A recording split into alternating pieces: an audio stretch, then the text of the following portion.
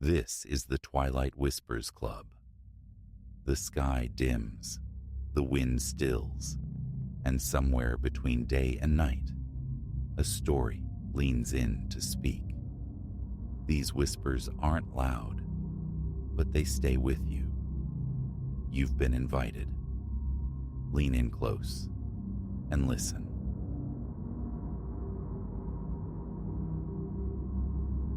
Sleep remains elusive, a shore I can't quite reach. Post-traumatic stress, the clinicians murmur, nodding sagely. Perhaps, but that night in Blackwood Ridge, it cracked the very bedrock of my world. I have to spill this ink, bleed the memory onto the page.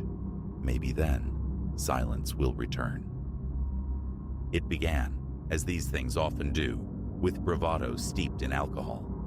Liam had clinched his promotion, and Flanagan's pub flowed freely.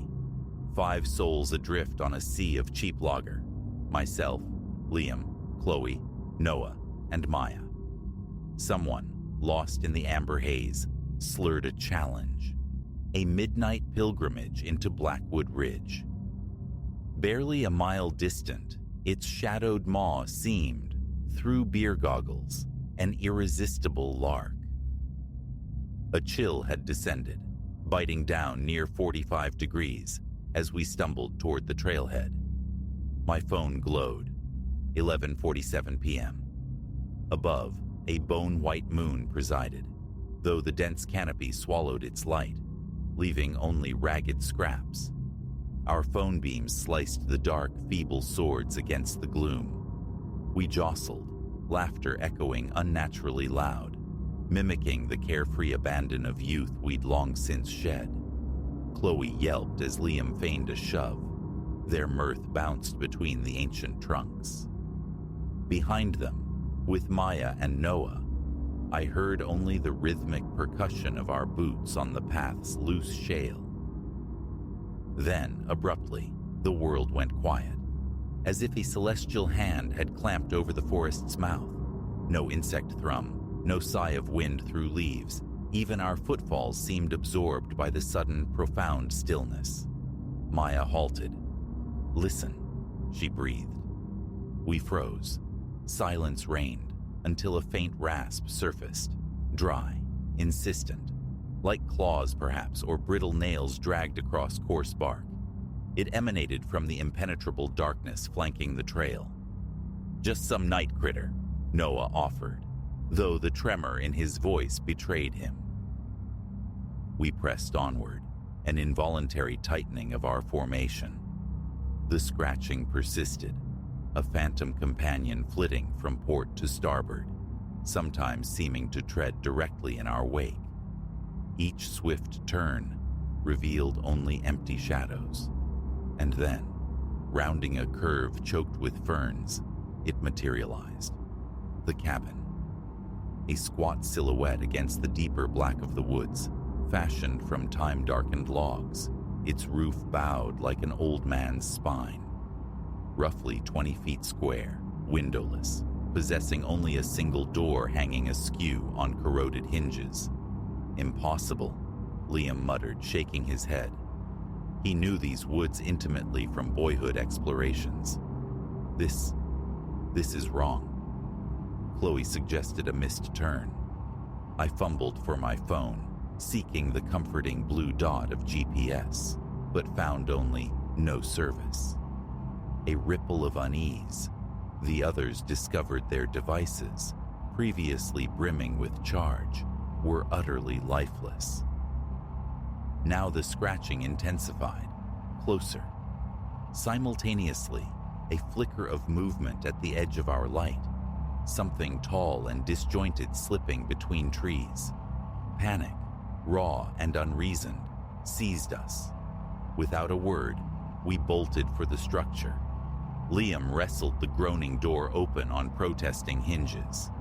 We tumbled inside, Noah slamming it shut, the sound echoing in the confined space. Our combined phone beams illuminated stark simplicity. Packed earth floor, a lone, dilapidated chair, brooding in a corner, and set flush with the ground, a heavy wooden hatch with an iron ring. The air hung thick and wrong, the scent of damp soil overlaid with a cloying, unidentifiable fetor. "Gods, what is this place?" Maya whispered, voice thin. Before reply could form, footsteps sounded outside, measured, deliberate, circling. The ancient log walls seemed to breathe, creaking as unseen weight pressed against them. Then came the whispers. Not human language, not any tongue known to man. Guttural clicks, sibilants that coiled and twisted, phonemes that scraped the ear raw. A multitude of voices drawing nearer, accelerating into a feverish cadence. Chloe's fingers dug into my arm like talons. "You hear it, right? Tell me you hear it." "We have to leave," Noah urged, taking a hesitant step toward the door. Instantly, the whispers ceased. A pregnant pause, 5 heartbeats of absolute silence. Then, wham! Something struck the door with impossible force, vibrating through the floor, rattling our teeth. Noah recoiled. Chloe screamed, a raw tear in the silence. Blows rained down now, on the door, the walls, the sagging roof. The timbers shrieked in protest. A fine rain of dirt and debris sifted down from above. "The hatch," Liam yelled, already scrabbling at the iron ring sunk into the floorboards. "Give me a hand." Noah and I threw our weight into it. With a tortured groan of wood and rusted metal, it yielded, revealing a dark aperture, roughly 3 feet square, descending via crude wooden steps into blackness. Above, the assault escalated. A rending, splintering sound suggested the roof was being breached. "Go!" I yelled, shoving them toward the hole. "Move!" Chloe scrambled down first, then Maya, then Noah. Liam paused at the lip. "And you?" "Right behind you. Go." He vanished into the void. I turned to follow, but the shriek of tortured wood stopped me. The main door was buckling inward. Instinctively, I swung my light beam towards it. Through the widening cracks, I glimpsed things. Motion that defied anatomy. Limbs impossibly long, impossibly numerous. And eyes, clusters of phosphorescent eyes burning in the dark. I practically tumbled down the steps, yanking the heavy hatch closed above me, scant seconds before the cabin door imploded with a deafening crash. The steps descended perhaps 15 feet into a narrow, earth-walled tunnel. Far ahead, the bouncing beams of the others' lights were already receding. I plunged after them, trying desperately to block out the cacophony from above. The scraping, a high-pitched chittering, the thud of footsteps too heavy and too numerous to be natural. The passage twisted, bifurcated. We chose paths blindly, fueled by adrenaline, stumbling through the oppressive dark. The air grew noticeably colder, the walls transitioning from packed earth to damp, weeping stone. Somewhere ahead, the steady drip of water echoed. Minutes stretched into an eternity before our headlong flight slammed us into cold, unforgiving reality. A dead end. Solid rock sealed the passage. "No," Chloe choked out between sobs. "No, no." We spun around, trapped. The sounds, the skittering, the whispers were drawing nearer, amplified by the stone confines. Our lights pierced the tunnel behind us, revealing nothing but empty darkness. Yet the whispers eddied around us, frantic, insistent. "Lights out," Liam hissed, his voice strained. "What? Are you insane?" Maya shot back. "Do it. Trust me." One by one, Our feeble beams winked out, plunging us into a darkness so complete it felt solid. I flattened myself against the frigid, damp stone, fighting to quiet the ragged thunder of my own breath. The whispers slithered closer. Now I could smell it, an odor of decay and damp earth, profoundly unsettling. A scraping sound echoed, terrifyingly close, just beyond the unseen bend. I squeezed my eyes shut, a useless gesture in the Stygian black.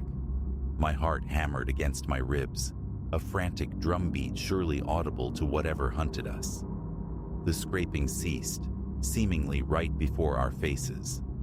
I felt a fleeting contact against my cheek, cold, abrasive like rough bark. I bit down hard on my lip, stifling a cry.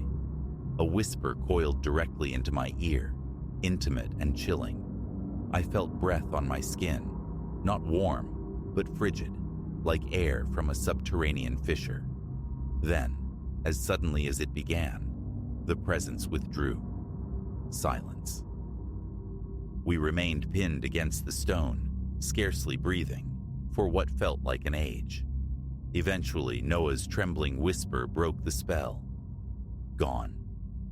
The silence stretched, taut and heavy. Finally, Liam risked activating his light. The tunnel ahead was empty. After another 10 minutes suspended in fear, we began the slow, cautious retreat. Disoriented by panic, navigating the branching tunnels took far longer than our descent. At last, we located the crude steps leading upward.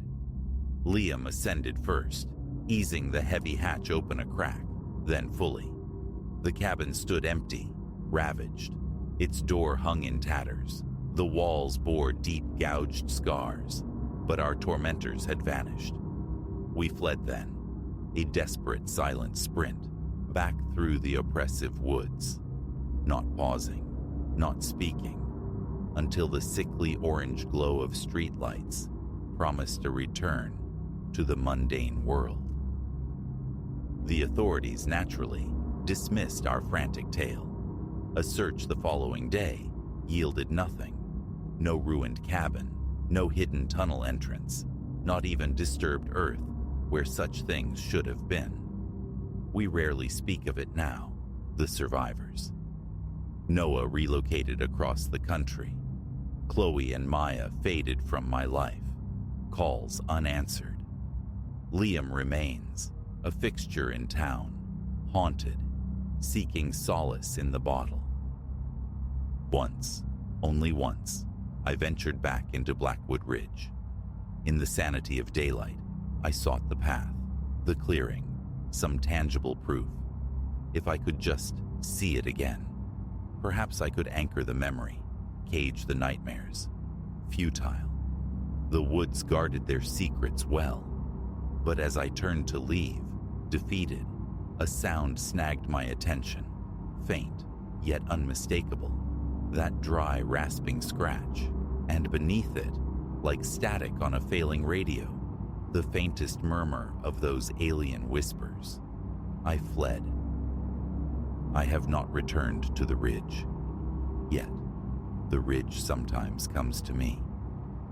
In the deepest hours of the night, I wake, convinced I hear scratching from within my own bedroom walls. Pressing an ear to the cool plaster, I strain to decipher the sibilant clicking sounds. That impossible tongue. The doctors prescribe pills, label it trauma's echo. They weren't there.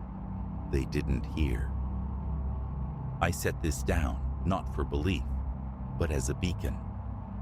Should you ever wander benighted paths and stumble upon a place that defies memory and map, a structure whispering of decay where none should stand, resist the urge to seek shelter within. Regardless of the terrors that seem to hound your steps, leave that door unopened.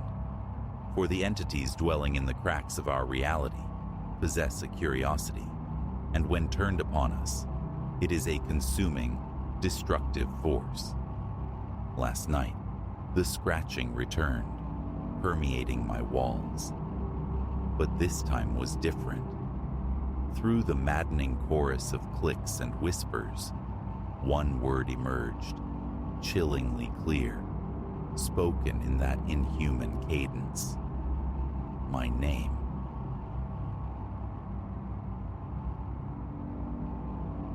A simple retreat wasn't supposed to curdle into fear, yet that's precisely the turn my second night took at the secluded ranch. An encounter under the vast, indifferent sky left an indelible mark, something inexplicable born of shadow and silence.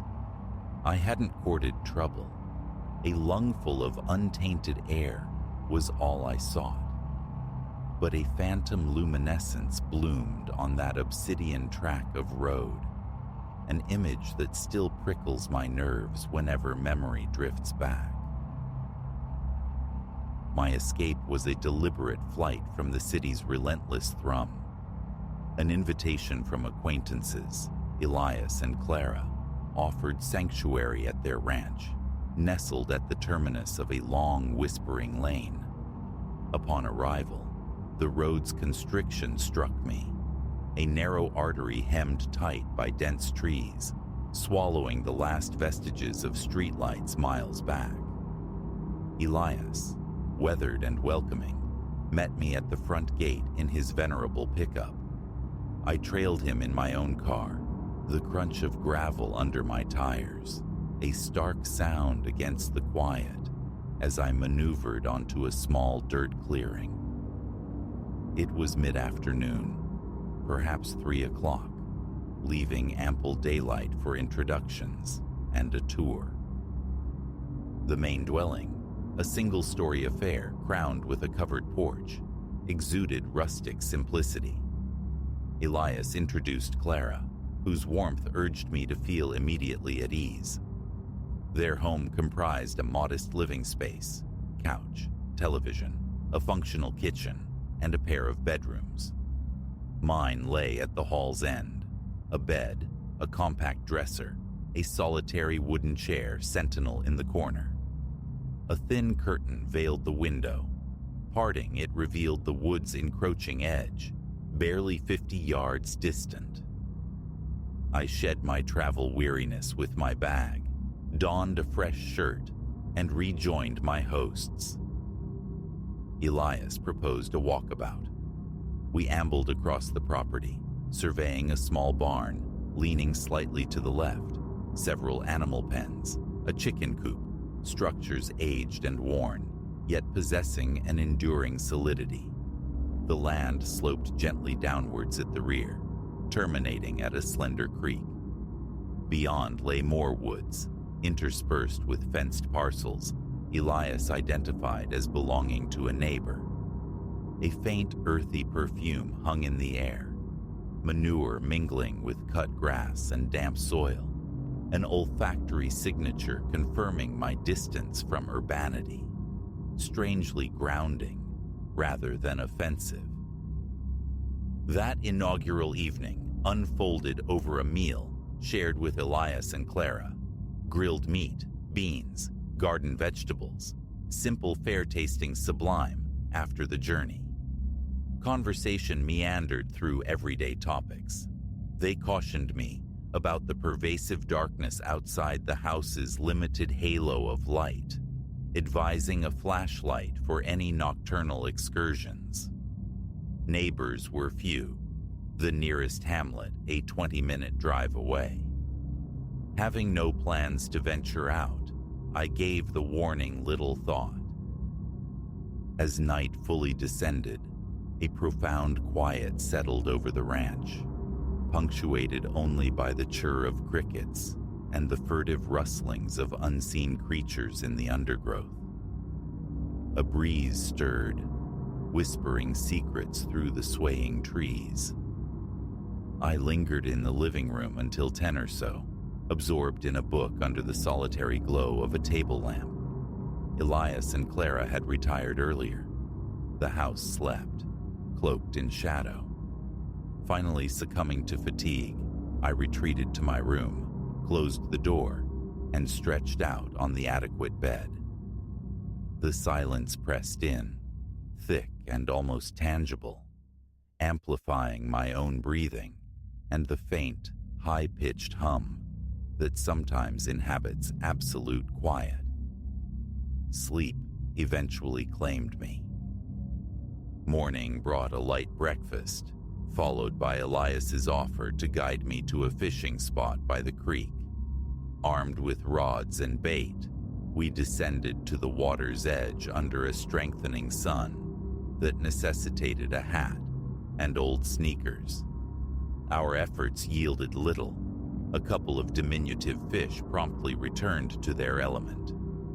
We returned to the house around noon for lunch prepared by Clara. Rice, vegetables, remnants of the previous night's meat.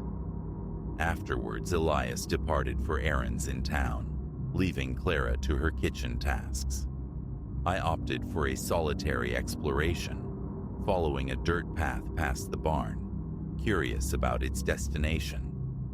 It looped lazily through overgrown grasses before circling back near the chicken coop, revealing a pair of derelict sheds, one with a door hanging precariously from broken hinges, testaments to time and disuse.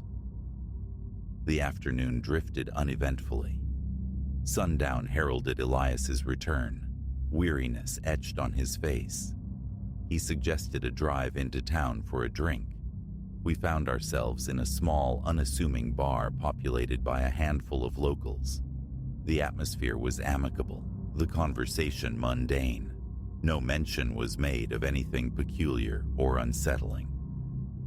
We returned to the ranch around 9. As we navigated the final unlit stretch of road, its profound blackness felt almost absolute, pierced only by the truck's headlamps. Beyond their beam, oblivion reigned. Parking near the house, I bade Elias and Clara good night and sought my room. Dropping onto the bed, I felt an unexpected restlessness stir. Perhaps the city's constant drone had become my baseline, leaving this deep country silence to set my thoughts racing.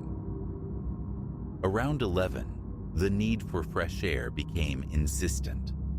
Locating a small flashlight in a kitchen drawer, I slipped outside, easing the door shut behind me. The porch light cast a feeble yellowed circle. The air carried scents of damp grass and warm earth.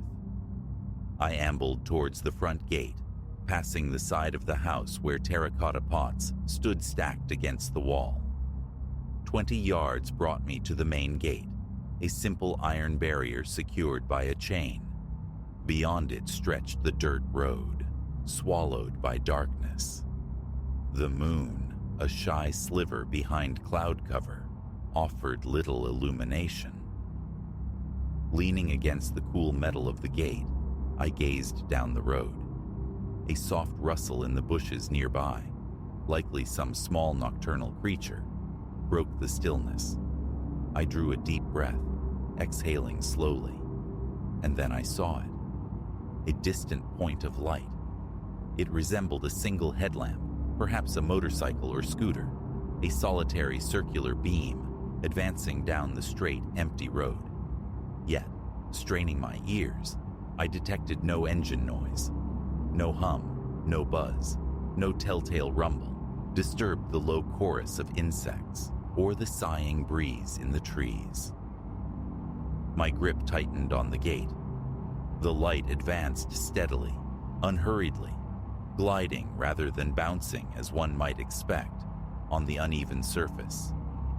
I extinguished my own flashlight, seeking clarity in the gloom. The beam remained constant, unwavering, yet revealed no surrounding form, no silhouette of a rider. Then, after perhaps half a minute more of silent approach, the light simply went out. Not faded, not obscured by a turn I couldn't see. It was present one instant, utterly extinguished the next. Rooted to the spot, I waited, expecting the emergence of someone on foot, perhaps carrying a lantern.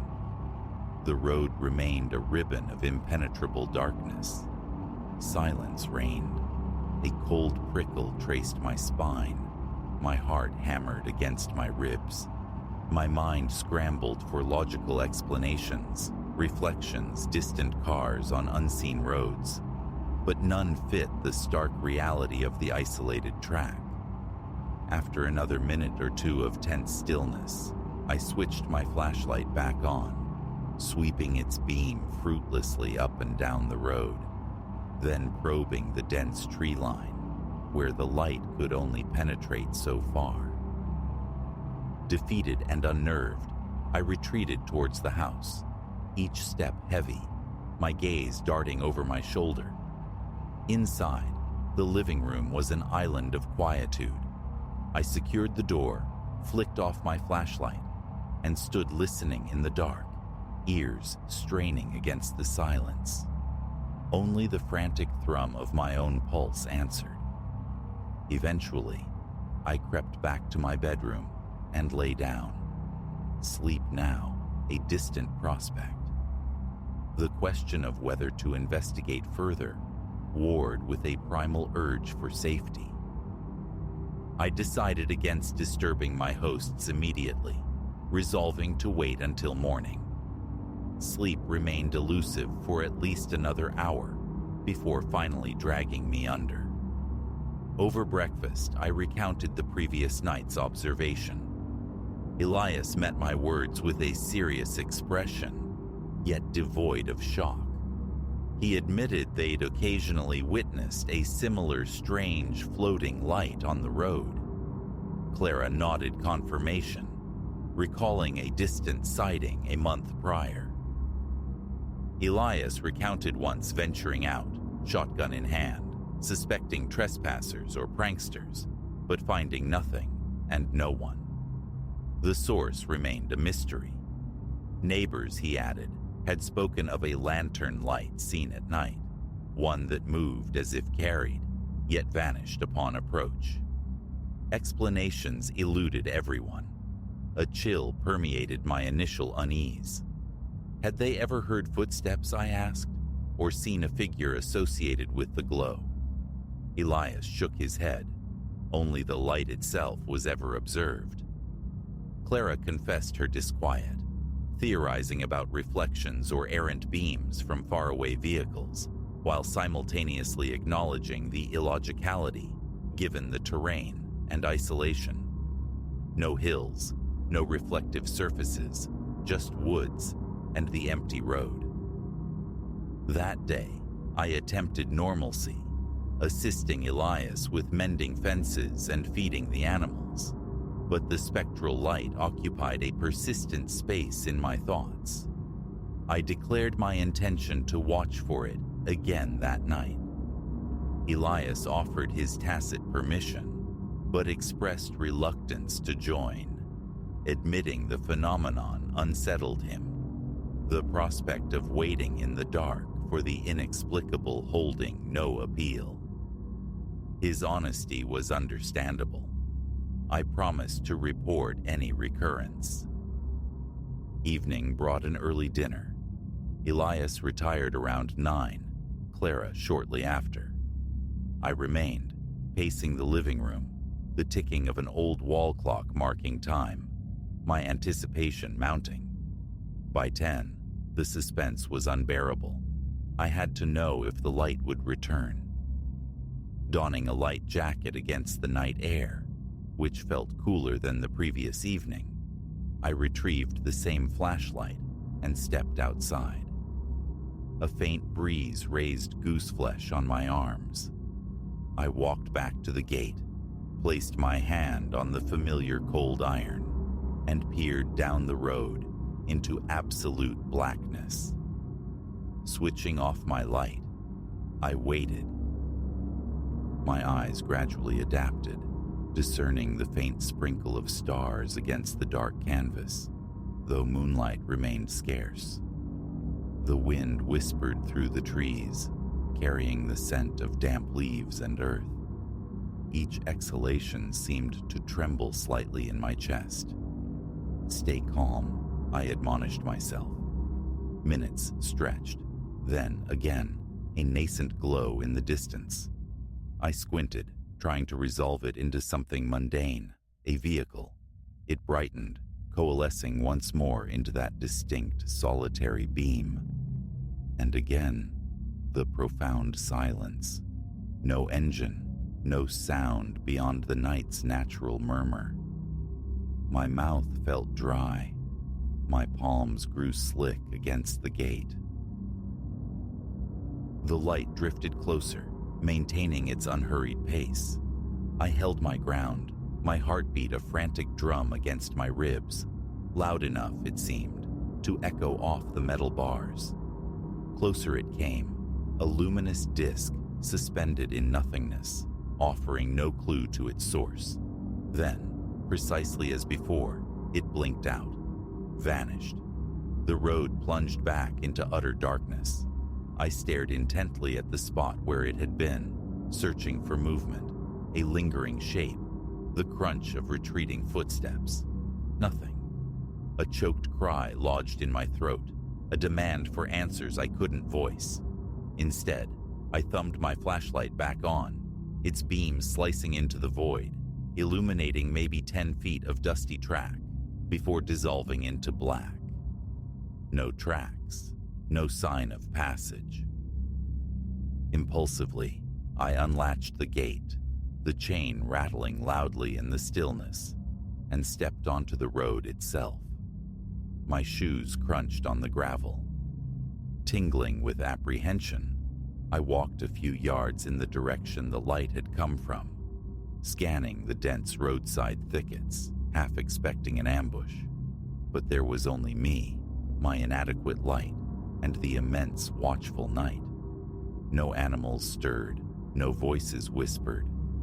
After a minute, a profound shiver coursed through me, a visceral signal that I wanted to go no farther. Turning abruptly, I hurried back through the gate, secured it, and retreated to the illusory safety of the house. This time, I woke Elias and Clara. Elias's expression deepened with anxiety. The neighbors' stories, he murmured, lent credence to something genuinely strange. Clara, wrapped in her robe, stared blankly at the floorboards, confessing her utter lack of comprehension. We sat together in the living room for a time, the clock's steady ticking the only sound in the tense quiet, searching for explanations that refused to surface. Eventually, we dispersed back to our beds. The remainder of my stay was shadowed by unease. Leaving early held appeal, yet a stubborn curiosity lingered. I remained 2 more nights. On both, I ventured to the gate around the same hour. The light appeared once more on my final night. The pattern held, the bright, silent beam gliding down the road, then abrupt oblivion. No sounds, no figures, no answers. After packing my car and exchanging farewells, Elias asked me to contact him should I ever uncover the truth behind the light. A promise easily made, impossible to fulfill. Driving away, I briefly spoke to a neighbor working near the road's entrance. He acknowledged the light readily, dismissing it as likely some prankster with a powerful flashlight, though admitting no one had ever caught the perpetrator. It caused no harm, he shrugged, just unnerved those unfamiliar with its appearances. As I drove away from the ranch, the rearview mirror reflected an ordinary dirt road basking in the morning sun, betraying nothing of the night's mysteries. Yet, a persistent knot resided in my stomach, a tightness that remains even now. It defies explanation. I feel certain it wasn't merely a headlamp. Its silence was too complete, its disappearance too clean. My rational mind insists on a mundane cause, elaborate hoax, peculiar reflection, some tangible answer waiting to be found.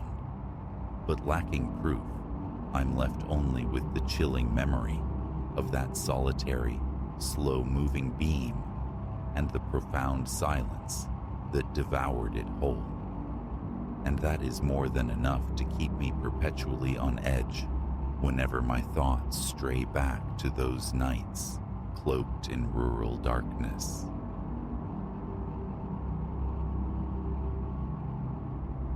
Not the wind that rasped, that sighed. This was a clawing, a dry insistence against the glass.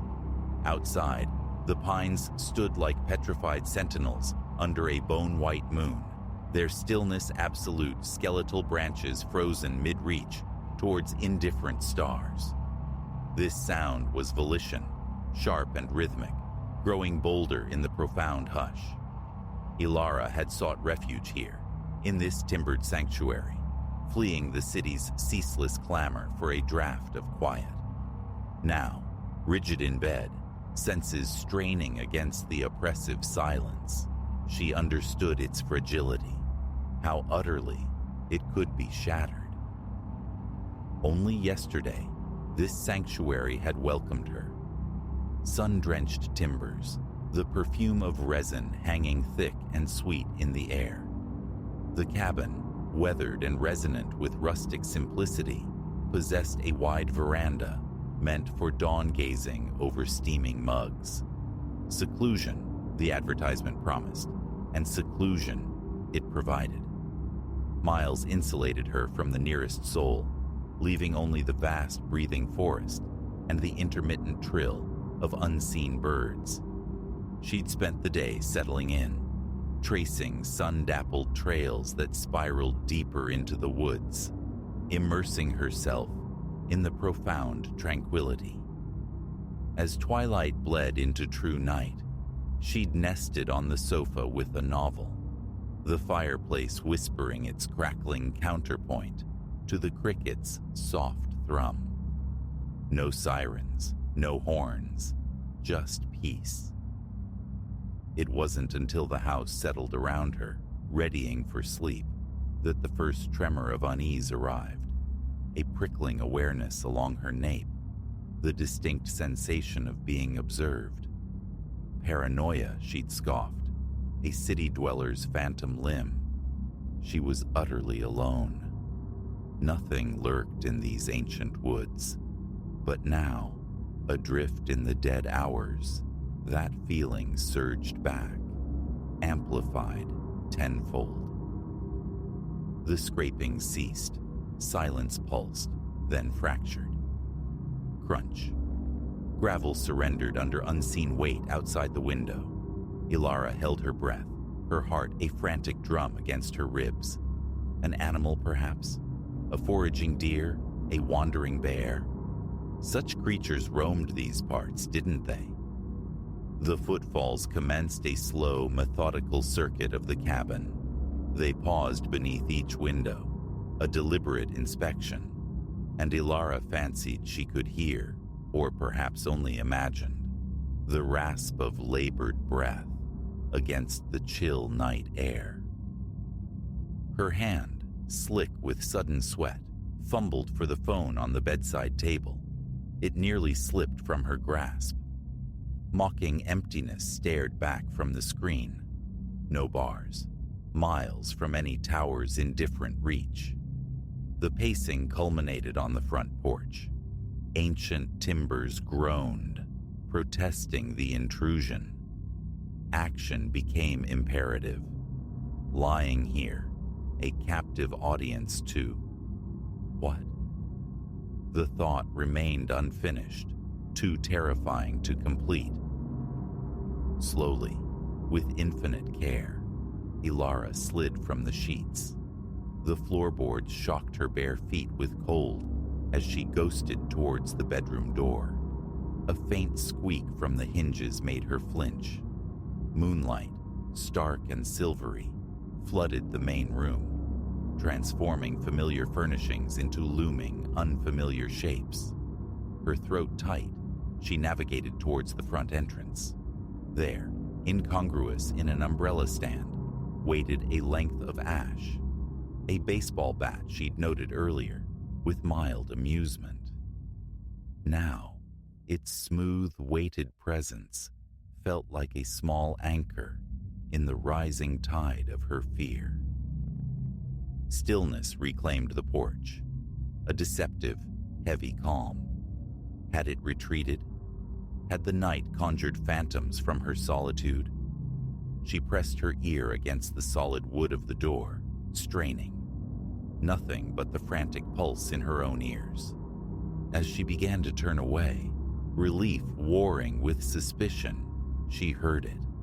A soft thump, like something being carefully set down. Then, the unmistakable metallic protest of the doorknob rotating. Slow. Terribly slow. She stumbled back, bat raised defensively, and Alara remembered, with a jolt of sickening clarity, she hadn't locked it. The wilderness had felt like protection enough, its isolation a perceived shield. The door began to swing inward, revealing first a sliver, then a widening slice of star-dusted night, then absence.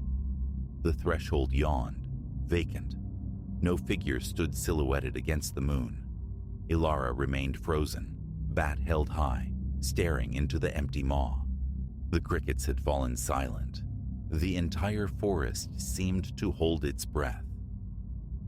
After an age measured in heartbeats, she cautiously lowered the bat. A terrible compulsion drove her forward. She had to know. She edged onto the porch, the night air raising gooseflesh on her arms. Left, right, only shifting shadows and lunar luminescence. She was about to retreat back inside when her gaze snagged on impressions near the edge of the planks. Not the delicate tracery of deer hooves, nor the blunt signature of a bear. These were defined, booted, human. Large, freshly pressed into the damp earth beside the porch steps. Her breath hitched. Her eyes traced their path, originating from the shadowed tree line, ascending the steps, traversing the porch, leading directly, impossibly, to her bedroom window. A strangled gasp escaped her. Fumbling, she activated her phone's flashlight. Its stark beam sliced the darkness, illuminating the cabin's flank. There, below the sill where the scratching had occurred, were more prints. And something else. Long, gouging scratches marring the wood, splintered and deep. Reality crashed in, cold and sharp. This was no phantom. She scrambled back inside, slamming the heavy door, the bolt rasping home with desperate finality. A frantic scramble ensued, clothes pulled on haphazardly over pajamas, feet jammed into hiking boots. As her trembling fingers closed around her car keys, hanging by the door, she heard it again. Footsteps on the porch. Not stealthy now. A heavy, frantic pounding. She lunged for the rear exit, wrenching it open and plunging into the black, tangled embrace of the woods. Behind her, the crashing pursuit, the ragged sound of labored breathing closing the distance. Branches clawed, roots tripped. She ran on pure adrenaline, lungs searing, bursting finally onto the moonlit gravel track where her car waited, a metal shell of salvation. Keys scraped against the lock, sweat-slick fingers betraying her haste. Behind her, the undergrowth erupted. A shape, tall and broad-shouldered, solidified at the tree line just as she flung herself inside. The engine roared to life. A prayer answered. Tires spat gravel as she accelerated violently. A fleeting image burned into her rearview mirror.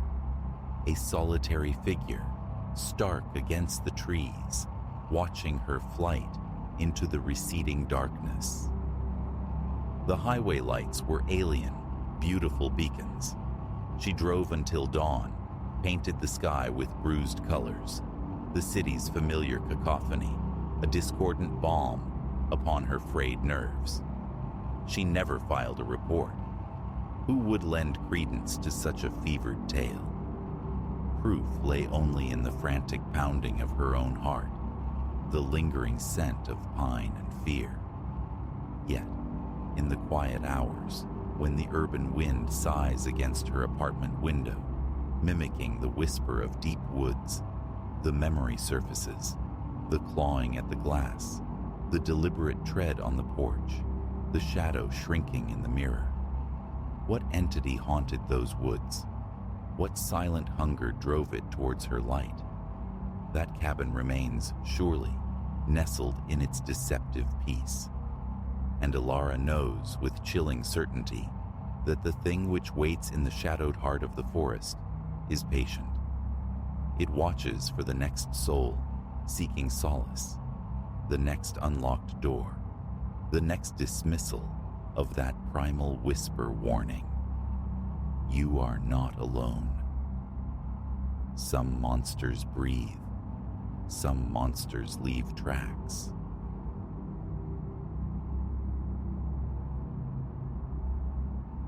Liquid midnight clung to the asphalt, the downpour a relentless drumming against Alara's car.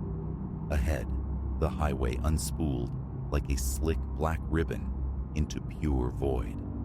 Home beckoned, a warm thought against the storm's fury, but the miles stretched unforgivingly. Her knuckles shone white, clamped tight around the steering wheel. Visibility dissolved 10 feet beyond the frantic sweep of the wipers, blades losing their battle against the deluge. Lightning ripped momentary, jagged seams in the oppressive dark, illuminating nothing but more rain, more road, before plunging everything back into the dim cone of her headlights. This was a night amplified. Each sound resonated with unnatural clarity. The percussive assault of rain on metal and glass, the rhythmic sigh and squeak of the wipers, the engine's monotonous thrum, a discordant symphony threatening to overwhelm. The journey, already long, felt stretched thin by the tempest. Solitude pressed in, absolute and unnerving, until, abruptly, it wasn't. Twin stars flared to life in her rearview mirror, swelling rapidly from the gloom. A fleeting, irrational flicker of comfort. Another soul braving the storm, guttered almost instantly. They drew too near, an insistent pressure, their beams burning hot against her mirror. Ilara's grip tightened further, her focus narrowing desperately onto the watery tarmac ahead. Surely they would overtake, but they hung back, an unnerving, predatory closeness. A gentle tap on the brakes, a silent plea for space. No response. If anything, the gap shrank. A tremor started low in her belly, rising to quicken her pulse. Slow breath in, hold out. Calm, maintain calm. But the isolation, the storm, the stranger breathing down her neck, it curdled into something deeply wrong. She nudged the accelerator, coaxing a little more speed, seeking distance. The lights behind mimicked her precisely, a phantom tethered to her bumper. Through the rain-streaked mirror, she saw their unwavering glare. A knot formed in her gut, a heavy weight settling in her chest. Understanding eluded her, but instinct screamed flight. The open road, moments before just empty, now felt like jaws, preparing to snap shut. More gas. The engine whined in protest against the strain, faster than prudence allowed on such a night. Yet, the pursuit remained constant, the distance precisely maintained, those twin beams drilling into the back of her head. Part of her considered pulling over, surrendering the road, but a colder, sharper instinct recoiled. Out here, in this chaos, with this inexplicable shadow, Stopping felt like an invitation. No, keep moving, ignore them. Maybe boredom would make them peel away. It didn't. Up ahead, a skeletal structure emerged from the murk. An old gas station, its sign a sputtering, hesitant beacon against the tempest. A potential sanctuary, however fragile. Ilara eased off the accelerator, flicking her indicator. The headlights behind her mirrored the maneuver. Ice traced a path down her spine. This wasn't coincidence. She swung into the station's cracked lot, seeking the relative safety beneath the one functioning, buzzing streetlight. The other car followed, pulling into a space nearby, not adjacent but close enough to feel watched. Deep breath. Stay rational. Maybe they just needed fuel. A flimsy hope, easily dismissed. Through the smeared rear window, she watched. No one emerged.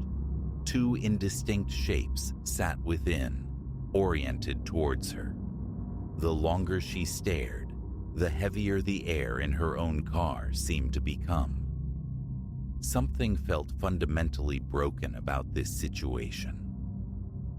The engine idled, a low thrumming counterpoint to her racing heart.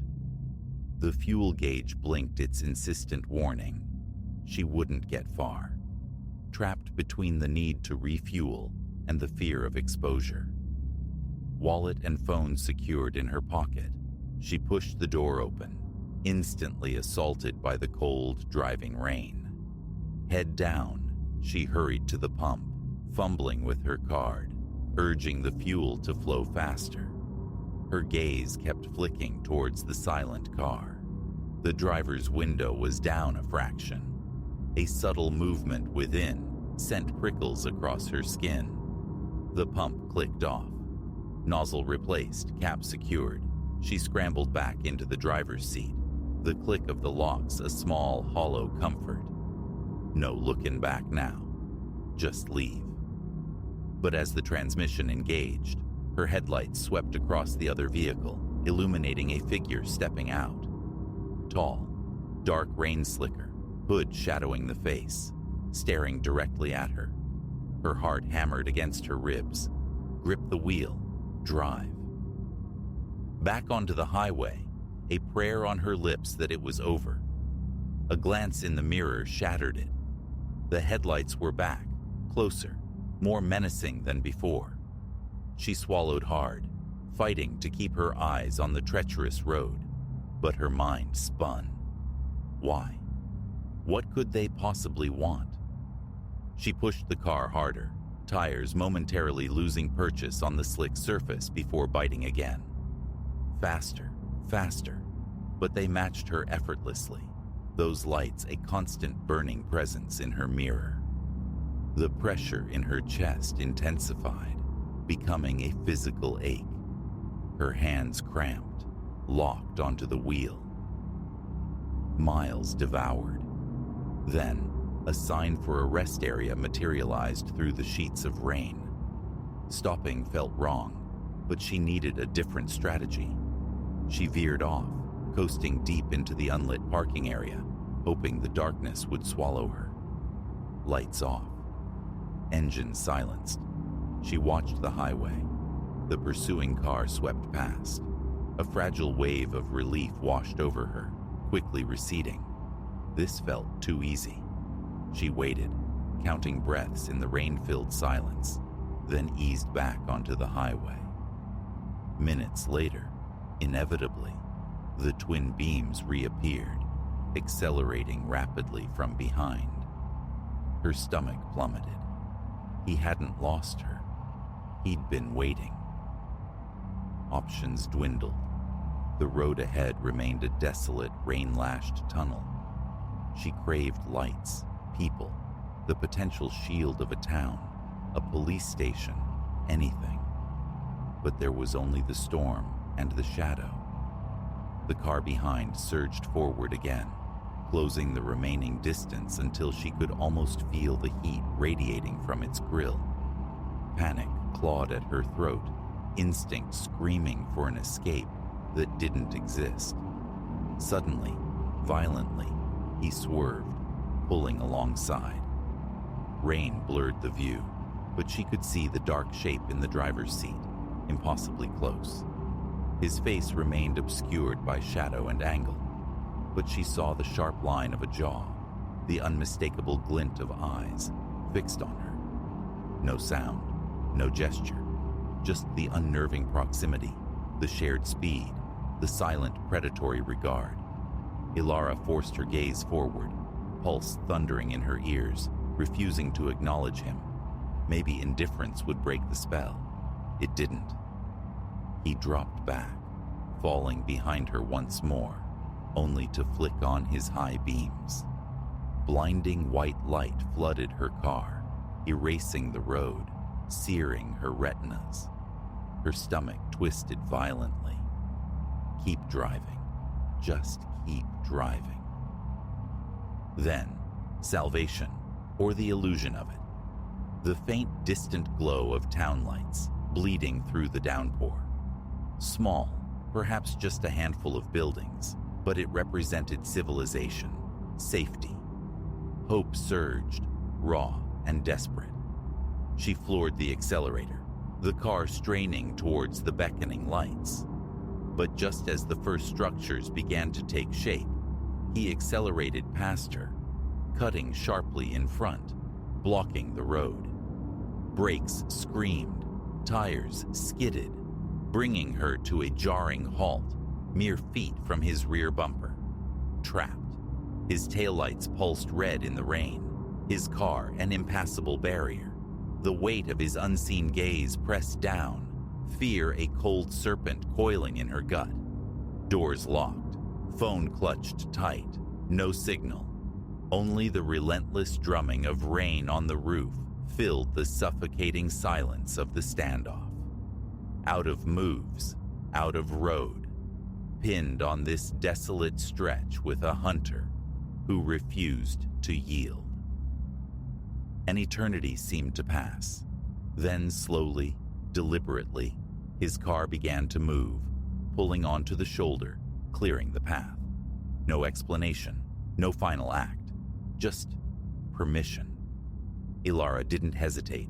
She wrenched the wheel, accelerating past him, heart lodged firmly in her throat, eyes fixed resolutely ahead. Don't look back. The town lights grew brighter, closer, promising refuge. The tension began to recede, minute by painful minute. Yet, a final compulsive glance into the rearview mirror confirmed it. Far behind, but undeniably present, 2 points of light followed her still. He was letting her reach the town, but the pursuit wasn't truly over. The nightmare lingered, a shadow stretching long behind her.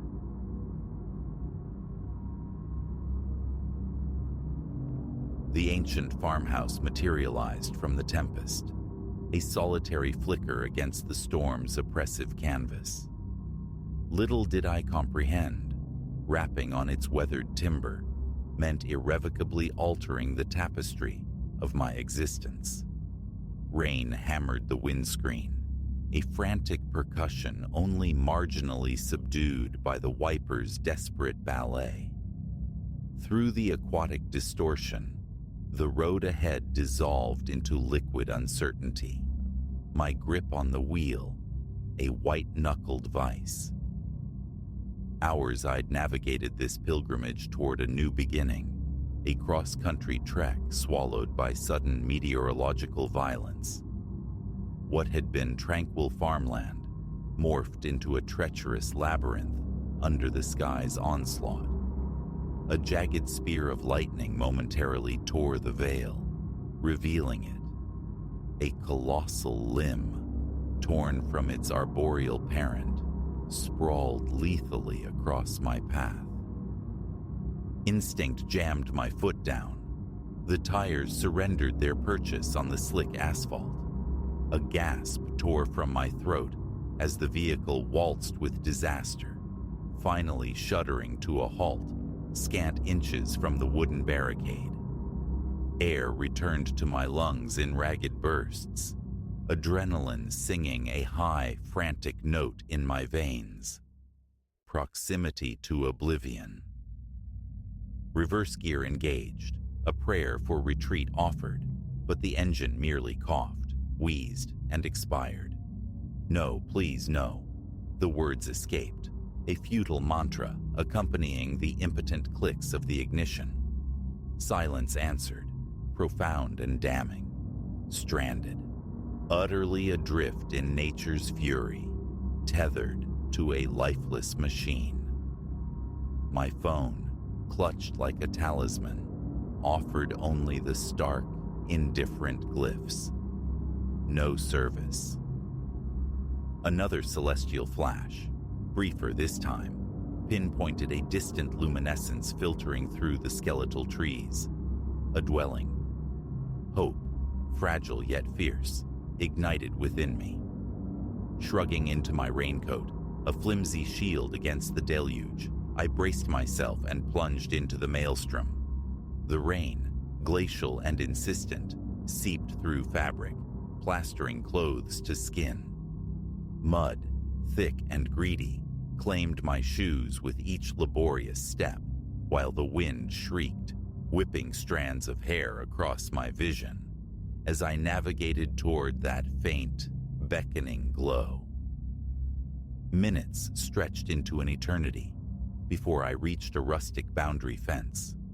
Beyond it, the farmhouse stood sentinel, its windows radiating a warm, buttery light against the tumultuous night. Relief, sharp and overwhelming, brought tears stinging to my eyes.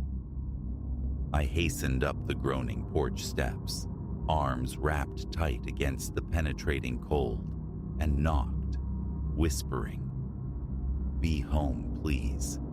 Someone be home."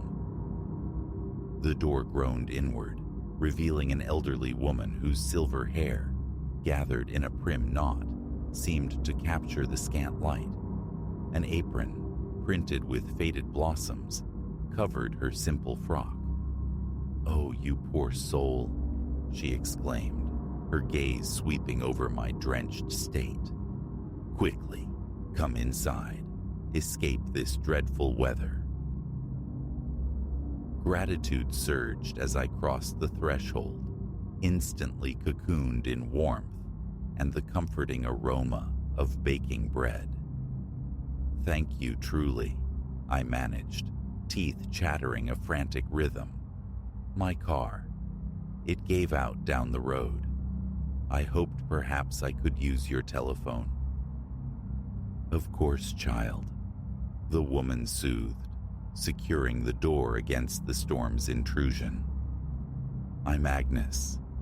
And this," she indicated an older man emerging from an adjacent room, drying his hands on a cloth, "is my husband, Silas."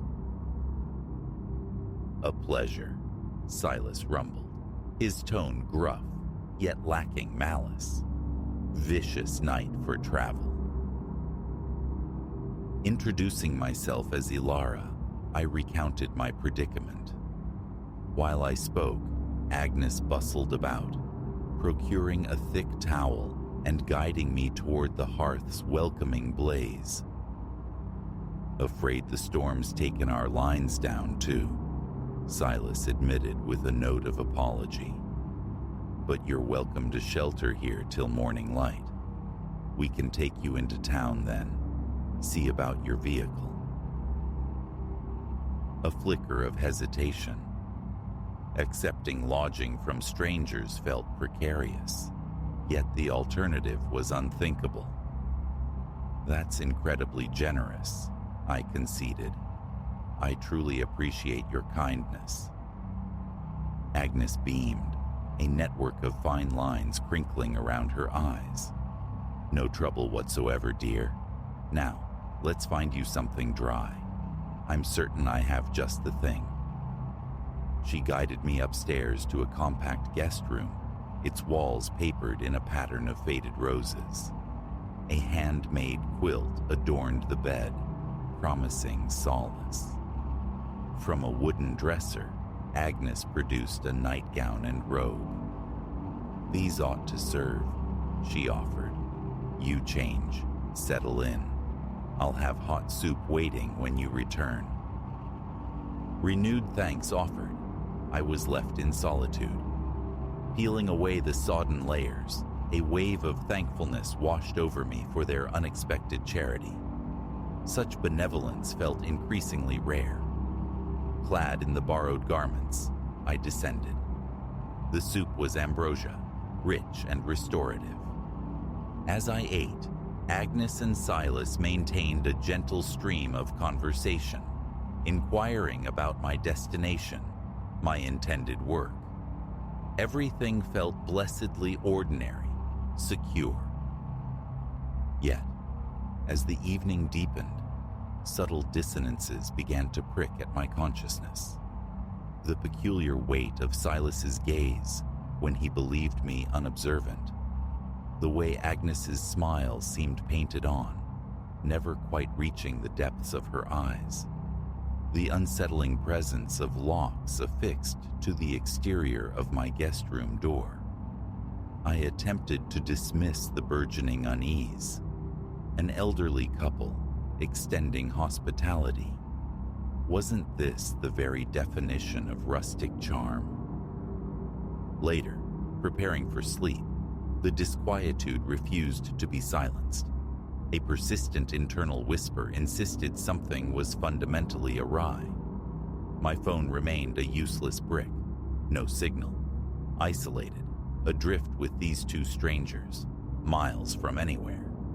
Sleep proved elusive, a skittish creature frightened off by every groan of the old house, every mournful gust battering the windows.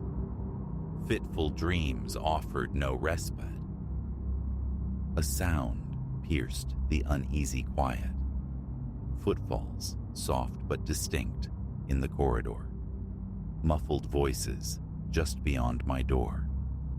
I held my breath, straining to decipher the exchange. "Can't simply keep her indefinitely," Agnes murmured, her voice thin as thread. "We'll manage," Silas replied, his tone low and steady. "Same as always." Floorboards creaked their departure. My heart hammered against my ribs, a frantic drumbeat surely audible through the wood. What were they discussing? Same as always. I slid from the bed, bare feet padding silently across the aged floorboards. Escape became an imperative. Gingerly, I tested the doorknob. Locked. The confirmation landed like a physical blow. Trapped. Panic surged, a suffocating tide, but I fought it back. Think. There had to be another way. The window. Pulling aside the heavy curtain revealed not escape, but despair. Iron bars. Stark, unyielding bars gridlocked the frame. This wasn't a sanctuary. It was a cage. Frantically, my eyes scanned the room, seeking a weapon, a tool, anything. Nothing. The space was sterile, deliberately purged of potential aids. A key grated in the lock. I froze, breath snagged in my throat. The door swung open. Agnes stood there, her benevolent grandmother facade dissolved, replaced by an unnerving glacial composure that sent ice water through my veins. "Ah, good, you're awake," she chirped, the cheerfulness jarringly false. "Silas has prepared breakfast. You must be famished." I instinctively retreated, colliding with the dresser. "What is it you want?" I demanded, striving to keep the tremor from my voice. Agnes's smile stretched, unnaturally wide, revealing more teeth than seemed right. "Why, we want you to stay, dear. It does get dreadfully lonely, just the two of us. We find ourselves in need of fresh company. "You're mad," I whispered, the words trembling. "Let me leave. Please." "Tut, tut," she chided softly. "Such impoliteness after we've welcomed you. Come now, breakfast awaits." She reached for me. Pure instinct propelled me forward. I shoved her, hard. She staggered back, a sharp cry escaping her lips. Without a backward glance, I bolted into the hallway, down the stairs, the slap of my bare feet echoing in the sudden silence. Shouts erupted behind me, heavy footfalls pounding in pursuit. The front door. Freedom, tantalizingly close. My hand closed around the handle, yanking desperately. Immovable. Locked, of course. Rough hands clamped onto me from behind. A scream tore from my throat as I fought, kicking, scratching, battling with primal desperation. But Silas was an immovable force, his arms like steel bands. "Now, that wasn't neighborly at all," he growled, his breath hot against my ear, considering our generosity. Agnes appeared, rubbing her arm where she'd met the wall. Her eyes glittered with a murderous light. "I believe she requires a lesson in gratitude, Silas. The basement." "No!" The scream ripped through me as I renewed my frantic struggles. "Help! Someone, please help!" But only the wind answered, its desolate howl swallowing my cries. As Silas dragged me toward a previously unnoticed door, the basement stairs yawned before me, a maw descending into absolute blackness. Faint sounds drifted up from the depths, whimpers, stifled sobs.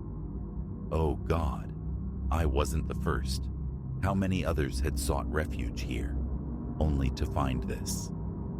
As Silas forced me downward, step by terrifying step, the full horror crashed upon me. This wasn't merely a night of fear, it was the threshold of an unending nightmare. The basement door slammed shut above, plunging me into darkness. My final coherent thought, a bitter regret.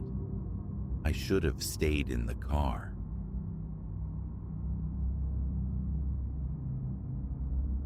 The instant the bell above the door chimed its final, lonely note for the night, a dissonant chord struck the air within the Comet Diner. The atmosphere shifted, the familiar quiet curdling, growing viscous with unspoken malice. 5 figures remained seated, silhouettes against the neon glow from outside, and their collective gaze pinned me, radiating an avarice wholly unrelated to the menu. My name is Ilara. For nigh on 2 years, the graveyard shift at this little roadside oasis off the interstate has been my domain. The Comet is a beacon for truckers hauling through the darkness, for solitary travelers seeking refuge in a warm mug and a wedge of apple pie. Most nights unspool quietly, a gentle current of weary souls washing in and out before dissolving back into the highway's black ribbon. But this Tuesday bled into Wednesday with an unnerving stillness. A sparse scattering of regulars had drifted through, leaving by 2 a.m., an emptiness amplified by the presence of the 5 who'd materialized near midnight. Their entrance had been boisterous, laced with a rough energy I'd initially dismissed. Experience had taught me to navigate the choppy waters of intoxication and ill manners. Yet, as the hours crawled and they made no move to depart, a prickle of disquiet surfaced. Something felt fundamentally skewed about them, a low hum of predation that resonated deep in my bones. They'd dispersed themselves strategically, occupying separate booths, effectively flanking the long counter where I stood polishing chrome that already gleamed. "Hey there, sugar," one of them called out, his voice like gravel tumbling downhill. He was the largest, a man defined by the untamed thicket covering his jawline. Let's call him Grit. "Reckon we could get another splash of that coffee?" I summoned the practiced curve of my lips, the waitress smile designed to mask the tremor starting in my hands. "Coming right up. But just so you know, fellas, we're locking up in 15. Grit's eyes met those of his companions. A silent, charged current passed between them, tightening a cold fist low in my belly. "Aw, now," he drawled, the joviality in his tone thin as ice over deep water. "Can't you stretch the rules a bit for your favorite patrons?" A brittle laugh escaped me. I tried to steer us back to safer shores. "Wish I could, boys, but regulations are regulations. Got to close the till and head on home." "Home, is it?" The interjection came from another, leaner, sinewy, with intricate trails of ink winding up his neck like dark vines. "We'll name him Ink. Someone waiting up for you there, sugar." His question sent an icy filament tracing my vertebrae. My small apartment, stark and silent, flashed in my mind. No one would notice my absence until my shift the following evening. "My boyfriend," the lie slid out, surprisingly smooth, probably pacing the floor wondering where I got to. Grit displayed a grin, the teeth startlingly white, unnervingly sharp. "No need for stories now.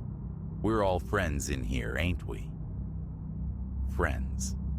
The word felt alien, grotesque. Friends didn't make your skin crawl or your pulse hammer against your ribs like a trapped bird.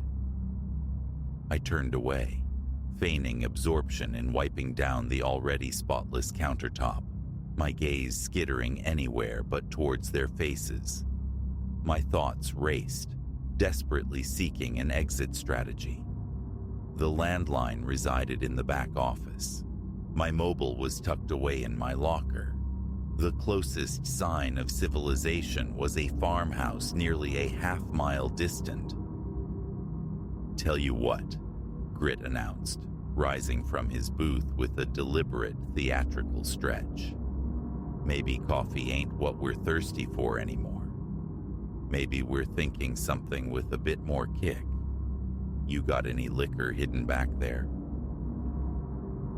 My head shook, a small, involuntary movement. I took a reflexive step backward as he ambled toward the counter. "Sorry, strictly coffee and pie here." He leaned across the formica, invading my space. The reek of stale tobacco smoke clung to him. "Come on now, Ilara.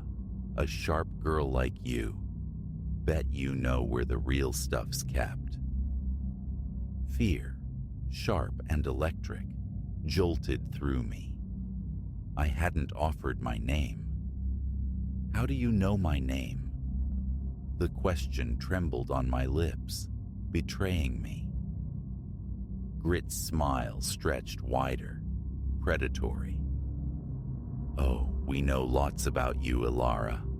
Been keeping an eye on this little spot. On you." The others were on their feet now, drifting closer, forming a loose, menacing arc around my sanctuary, behind the counter. I felt trapped, cornered like prey, my heart thudding a frantic rhythm I was certain they could perceive. "Look," I managed, striving for a steady tone. "I don't want any trouble. Why don't you all just move along, and we can forget any of this happened, all right?" Ink emitted a harsh bark of laughter that scraped against my nerves. "Oh, we ain't going nowhere, sugar. The night's just getting interesting." I saw Grit's hand drift towards the inside of his jacket. Raw panic surged, eclipsing thought. Instinct took over. I snatched the heavy glass pot of coffee, still nearly full and scalding hot, and flung its contents directly at him. A guttural howl tore from his throat as the dark liquid seared his face and chest. I didn't linger to witness the aftermath. In one fluid, desperate motion, I vaulted over the counter, landing awkwardly, but scrambling instantly towards the back office. Behind me erupted a cacophony of curses, the crash of furniture overturning as they gave chase. My fingers, slick with sweat and shaking uncontrollably, fumbled with the deadbolt on the office door. It clicked into place, just as a heavy impact slammed against the wood from the other side. "That was a mistake, Ilara," Grit's voice snarled, distorted with fury. "Now you're gonna learn some manners." I lunged for the old beige telephone on the desk, stabbing frantically at the numbers. 911. Please answer. 911, state your emergency. The operator's calm voice was an anchor. A sob almost escaped me. "Help me," I choked out. "Comet Diner, Highway 16. There are men. They're trying to break in. They're going to—" Silence. The line went utterly dead. My horrified gaze dropped to the phone, then followed the cord snaking towards the wall. It dangled loosely, severed cleanly from outside the office. The assault on the door intensified, punctuated by the sickening crack of splintering wood. It wouldn't hold much longer. "Think, Ilara, think." My eyes darted wildly around the cramped space, searching for any potential weapon, any escape. They snagged on the small, high window near the ceiling, barely large enough to accommodate a person, grimed with years of neglect, but my only conceivable path. I shoved the heavy metal desk across the floor, its legs screeching in protest, creating a precarious platform. The window sash was fused shut, sealed by layers of ancient paint. Behind me, the door groaned, beginning to buckle inward. With a final desperate surge of adrenaline, I threw my shoulder against the frame. The latch gave way with a sharp pop. Hauling myself upward, I wriggled and fought my way through the narrow aperture. Fabric ripped as my shirt snagged on an exposed nailhead. Then I was falling, tumbling out onto the sharp gravel bordering the back of the diner. The impact stole my breath, but terror was a merciless goad. I scrambled upright, the bite of the stones ignored. Shouts erupted from within the diner. They'd realize my escape route in moments. I ran with a desperation I hadn't known I possessed, my breath tearing raggedly in my throat, the sharp gravel slicing at my bare feet. The highway stretched before me, an empty, indifferent expanse under a starless sky. No headlights offered salvation. The nearest town felt a lifetime away. From behind, the slam of the diner's rear door echoed ominously. "There she is." Ink's voice sliced through the night air. I swerved instinctively off the pavement, plunging headlong into the adjacent field. Tall, dry grasses clawed at my face and arms as I thrashed through the darkness. I could hear them pursuing, their heavier footfalls, their strained breathing, a terrifying soundtrack urging me onward. Time distorted, stretching into an agonizing eternity with each labored step. My legs burned, turning to lead, My chest felt ablaze. Stopping wasn't an option. Just as exhaustion threatened to pull me under, a flicker appeared in the distance. Lights. A house. Summoning a reserve of strength I didn't know existed, I poured every last ounce of energy into a final sprint towards that beacon. The sounds of pursuit were closer now, terrifyingly close. I reached the wooden porch, hammering on the door with bruised fists. Help! My voice was a raw shriek. Please, somebody help me. The porch light flared on. Movement stirred within. Please, open the door, please. The door swung inward, revealing an elderly man, his face etched with sleep and surprise, a shotgun held steady in his grip. His eyes widened, taking in my disheveled state, torn clothing, bleeding feet, the wild terror in my expression. Please, I gasped, collapsing against the doorframe. They're chasing me. Help. He didn't waste a second. His arm shot out, pulling me inside, and the door slammed shut behind me, the deadbolt echoing like a gunshot in the sudden quiet. Martha, he yelled towards the back of the house. Call the sheriff. Now. My legs gave out completely, and I crumpled onto the linoleum floor. Through the window, I saw indistinct shapes pause at the edge of the lawn, hesitant figures in the darkness. The sight of the old man's weapon must have deterred them. They lingered a moment, then melted back into the night. The ensuing hours became a confused montage of flashing blue lights, the calm efficiency of paramedics, and questions, an endless stream of questions. They caught the men several days later, attempting to cross into the next state. It emerged they were fugitives, linked to a brutal spree of violence spanning 3 states. I recounted my ordeal, identified their faces in a sterile room, testified against them under the cold courtroom lights. Seeing them shackled and led away offered a measure of justice, but it couldn't excise the terror seared into my memory. 2 years have passed. Night shifts are a relic of a former life. The darkness holds too many shadows now. Sudden noises make me flinch. Every unfamiliar face feels like a potential threat. But I endured. I escaped. And each morning, when the sun breaks, I remind myself of that truth. I am not merely the girl who was hunted. I am the woman who ran, who fought, who found her way out. No matter how profoundly the night descends, I carry the knowledge, hard-won and indelible, that I possess the resilience to reach the dawn.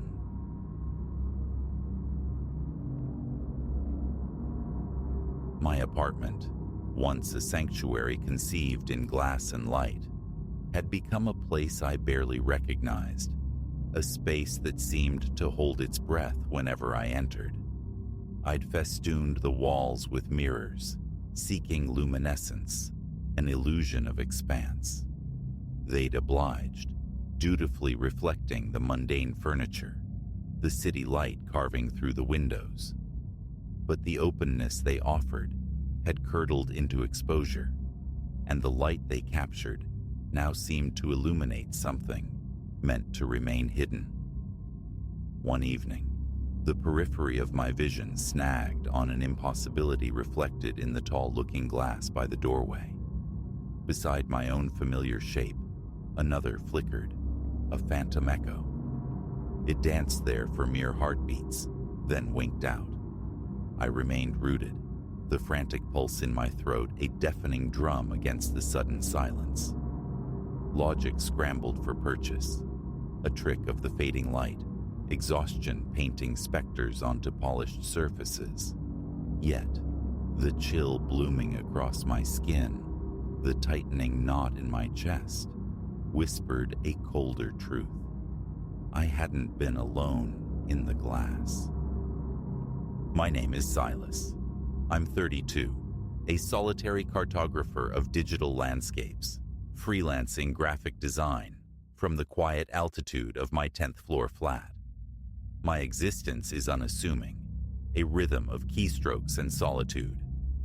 The apartment reflects this, tidy, functional, save for the persistent monument of unpacked boxes huddled in one corner. The main room holds a simple sofa perpetually aimed at the wall-mounted television, and surrounding it, flanking corners, hanging starkly, leaning casually, are the mirrors. Variously framed in dark wood or minimalist metal, they were my attempt to double the daylight, to counterfeit space. Now, their collective gaze felt unnervingly like surveillance. It began, truly began, a few nights past.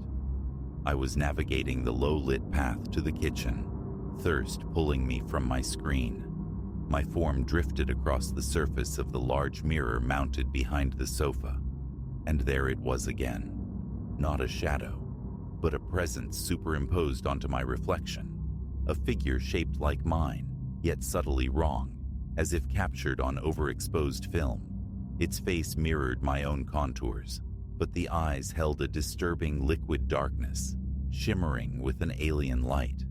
Ice traced its way down my spine. My breath hitched, the air thickened, every muscle tensed, anticipating. What? Then, as abruptly as it had materialized, it dissolved, leaving only my solitary, startled image staring back. Hesitantly, I approached the mirror, a tremor in the hand I pressed against the cool frame. My heart hammered against my ribs, a frantic bird trapped within. Minutes stretched as I scanned every inch of the reflected room, every shadow, every angle. Nothing. Just Silas, hair askew, eyes wide with a fatigue that now felt deeper than lack of sleep, etched with worry. I flicked the overhead switch, flooding the room with harsh clarity. Still only me. A ridiculous urge surged, to rip the offending object from the wall, to shatter its silent judgment. But the sheer absurdity held me captive. Shadows, I told myself fiercely, tired eyes playing tricks. I extinguished the light, scrubbed a hand over my face, and forced myself towards the bedroom, the phantom tension clinging to me like a shroud. Morning found me hollowed out, the memory of that aberrant reflection replaying behind my eyes. I subjected the mirror to a thorough, almost forensic examination. The dark wood frame was solid, the glass flawless. Windows remained sealed against any deceptive breeze. In the unforgiving light of day, it was just an object, inert and ordinary. I shifted my weight, peered from different angles, left, right, closer, farther. Only my own unremarkable self looked back. I even flattened my palm against the surface, half expecting some textural anomaly, some vibration. It remained cool, smooth, utterly passive. Work demanded attention. A client awaited a series of digital compositions. A deadline loomed like a guillotine. But my focus fractured. My fingers stumbled on the keyboard.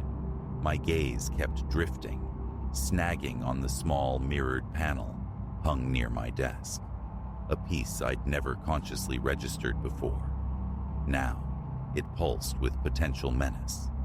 I watched it from the corner of my eye, a knot of dread tightening with every peripheral flicker, anticipating the return of the impossible.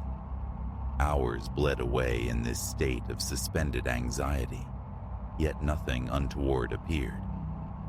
As I finally exported the finished project, relief warred with a creeping suspicion. Perhaps it had been nothing more than a vivid, stress-induced hallucination. That night, the illusion of normalcy shattered again. I stood in the bedroom, performing the mundane ritual of brushing my teeth before the mirror inset into the closet door. Spitting foam into the basin, rinsing, I lifted my head. For an infinitesimal second, stark against the bland backdrop of my room, it stood directly behind my left shoulder. Fainter this time, more translucent, but the eyes retained that signature unsettling luminescence. My mouth went instantly dry. The toothbrush clattered against the ceramic. I spun around, a strangled gasp escaping me. Empty space, the scent of mint and fear.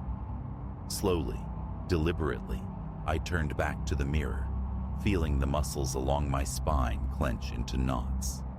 My reflection was solitary once more, but my chest heaved, breath coming in ragged bursts.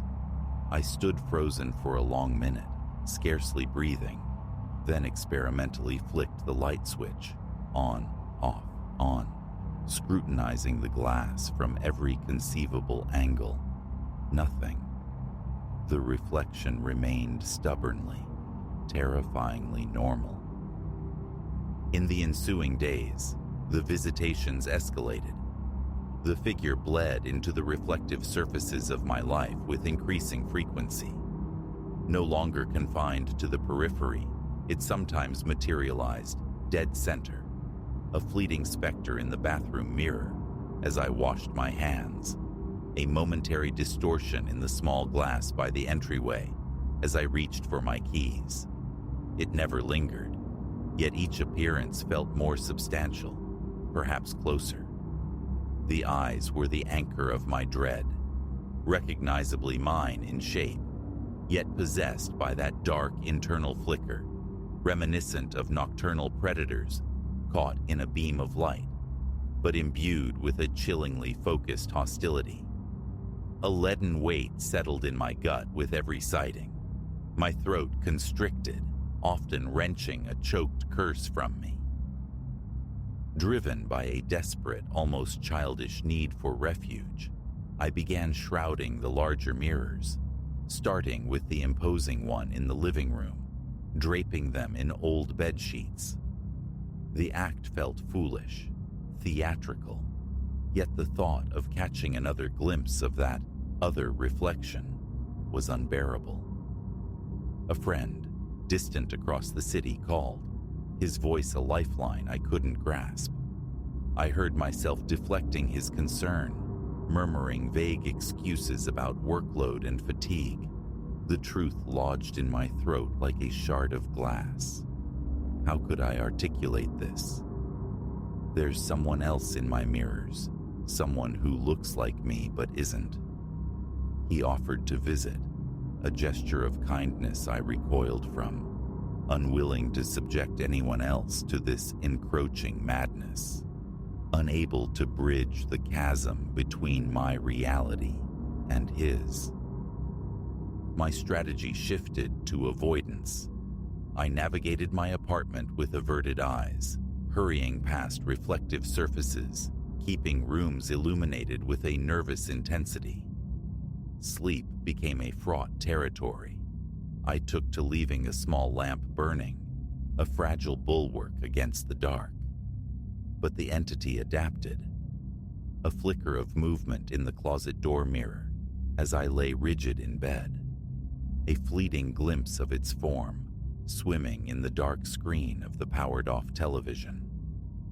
Each instance sent jolts of adrenaline through me, slicking my skin with cold sweat.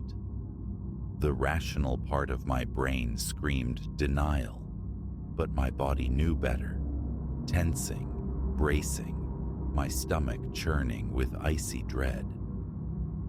One night, insomnia winning, I sought refuge on the couch, attempting to lose myself in the flickering inanity of some late-night show.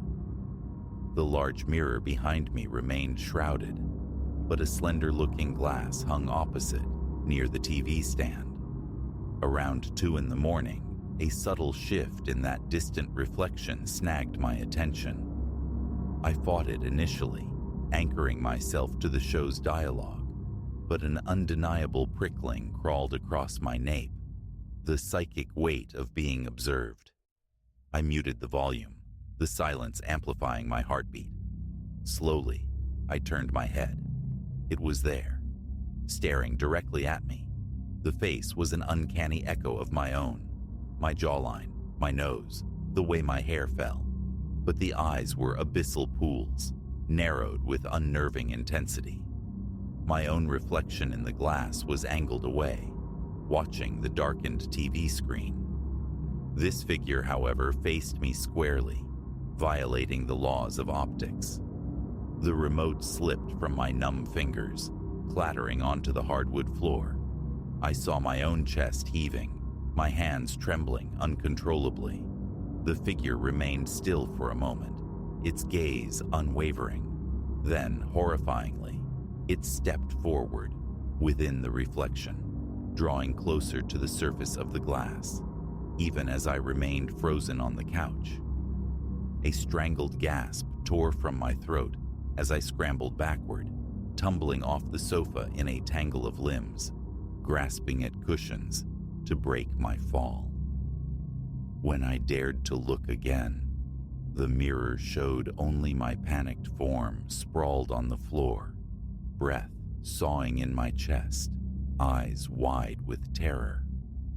Sweat traced cold paths down my temples. Sleep was impossible after that. I retreated to a corner of the living room, bathing the space in the glare of every available lamp, my eyes scanning the walls, the floor, the shrouded mirror, trying to regulate the frantic rhythm of my breathing. Thoughts of escape surfaced, a sterile hotel room, the hesitant call to a friend, but a paralyzing shame anchored me. The sheer, unutterable strangeness of it all sealed my lips. Mirrors reflect, they don't invent. It couldn't be real. And yet. Dawn eventually broke, finding me slumped on the couch where I'd finally succumbed to a fitful doze. My back screamed in protest, my neck a knot of tension. I pushed myself upright, stretching stiff limbs. The sheet still veiled the large mirror, but the smaller ones stood exposed, glinting in the morning light. I moved through the motions of the day, but lived on a razor's edge. Every passage by a mirror was a flinch, a tensing of shoulders that had become perpetually knotted. Swallowing felt difficult. A frantic energy propelled me through the apartment, checking locks on doors and windows, searching for any sign of physical intrusion. Everything was secure. The breach wasn't physical, it was reflective. Later that afternoon, seeking relief from the anxious sweat filming my skin, I went to the bathroom. Leaning over the basin, I let cool water splash against my face. Straightening, I met my own eyes in the cabinet mirror, and my blood turned to ice water. It was there again. Pressed close behind my left shoulder, so near that its reflected presence felt almost tangible. Its dark eyes locked onto mine, its mouth a thin, grim line. I stood paralyzed for several heartbeats, my arms trembling violently. Then, within the confines of the glass, the figure's arm began to lift. Simultaneously, a feather-light brush, cold and distinct, ghosted across my actual shoulder. A raw yelp escaped me. I spun, stumbling backward, hip colliding painfully with the edge of the sink. The bathroom was empty. My breath came in ragged, painful gasps, my heart pounding with dizzying force. Fumbling, I shut off the faucet and slammed the bathroom door shut behind me, leaning against it, as if barring a physical intruder. Enough. This parasitic presence, whatever it was, could not be allowed to trespass further. A cold resolve settled over the panic. I retrieved a screwdriver from the small toolbox stashed near the coat rack. In the bedroom, I attacked the mirror on the closet door, a cheap fixture, likely original to the building. Nails shrieked in protest as I pried. A sliver of the door frame splintered away. Finally, it came loose. Trembling, I carried the mirror into the living room and leaned it face down against the wall. My hands shook so badly I had to sit, breath catching in my throat. My gaze fell on the shrouded mirror behind the sofa. A desperate urge rose to purge the apartment of every reflective surface. Yet a deeper intuition whispered it might be futile. If it could manifest in the dead screen of a television, the dark pane of a window at night, what good would removing mirrors do? Still, propelled by frantic energy, I began unhooking the smaller mirrors, stacking them carefully in the hallway. My muscles burned with tension. My mouth felt like sandpaper. A glance at the clock. 7 p.m. Darkness was descending again. I switched on every light, banishing shadows with an almost religious fervor. Around 9, pacing the narrow hallway, debating the merits of smashing the collected mirrors versus hiding them in the building's storage unit, my eye caught movement. The sheet draped over the large living room mirror rippled, a subtle undulation, as if disturbed by a hand passing underneath. My lungs seized. I froze, staring, praying it was a trick of my frayed nerves. Then, undeniably, it shifted again, a distinct bulge pressing outward against the fabric. Heat flooded my face, adrenaline singing in my veins. Screwdriver gripped tight. I took a hesitant step forward, then another, until I was close enough to see the faint outline beneath the cloth. My palms slicked with sweat. My heart hammered against my ribs, a frantic prisoner. With a sudden violent tug, I ripped the sheet down. For a fraction of a second, the mirror showed only me. Pale, breathing hard, screwdriver held like a weapon, eyes wide with a mixture of terror and resolve. Then, coalescing in the space directly behind my reflection, the figure materialized. Closer than it had ever been. Close enough that we were almost shoulder to shoulder in the glass. My gaze locked with its dark, shimmering counterpart. The figure's lips were slightly parted, as if on the verge of speech, but silence reigned. A strange tingling sensation crawled over my skin. I exhaled sharply through clenched teeth, my own mind screaming wordless commands. Act, now. Raising the screwdriver high, I brought it down with all my strength against the surface of the mirror. A deafening crack echoed through the apartment. The glass exploded outward from the point of impact in a spiderweb of fractures. Shards rained down, skittering across the floor. My reflection shattered into 100 distorted fragments, the figure behind it warping, breaking apart. I stumbled backward, tripping over my own feet, catching myself against the wall. Panting, I stared at the ruined mirror, the jagged edges reflecting fractured pieces of the room, of me. My pulse raged, a wild storm in my ears. I felt profoundly unsteady, scanning the remaining mirrors, the windows, the blank TV screen, bracing for its reappearance. But for several long, echoing minutes, nothing moved. The only sound in the apartment was the ragged cadence of my own breathing. Eventually, retrieving a broom and dustpan, I began the methodical task of sweeping up the glittering debris. With each stroke, I cast furtive glances at the other mirrors, but the second figure remained absent. Finished, I leaned the fractured mirror against the wall. its broken face turned away. Exhaustion washed over me, profound and bone-deep, yet laced with an undiminished tension, the wired aftermath of a desperate sprint. Hours have passed since the shattering. I remain here, in the living room, an unwilling sentinel surrounded by stacked mirrors and the lingering ghost of broken glass. My hands refuse to still. My temples throb in time with my frantic heartbeat. Did I banish it? Or did I merely break its current vessel, forcing it to seek another surface, another reflection? I cannot shake the feeling of its eyes upon me, a phantom pressure on my shoulders, an itch beneath my skin. Is it lingering presence, or just the residue of fear? Every reflective surface in this apartment now feels hostile, a potential gateway. Leaving haunts my thoughts. Grab a coat, pack essentials, flee into the anonymous night, or perhaps wage a more thorough war.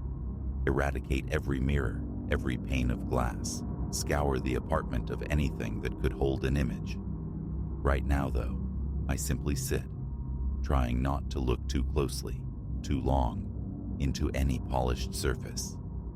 Fear coils deep within me, a cold serpent whispering that if I see that figure again, that other Silas, I might finally lose the ability to distinguish the reflection from the reality, the phantom from the self.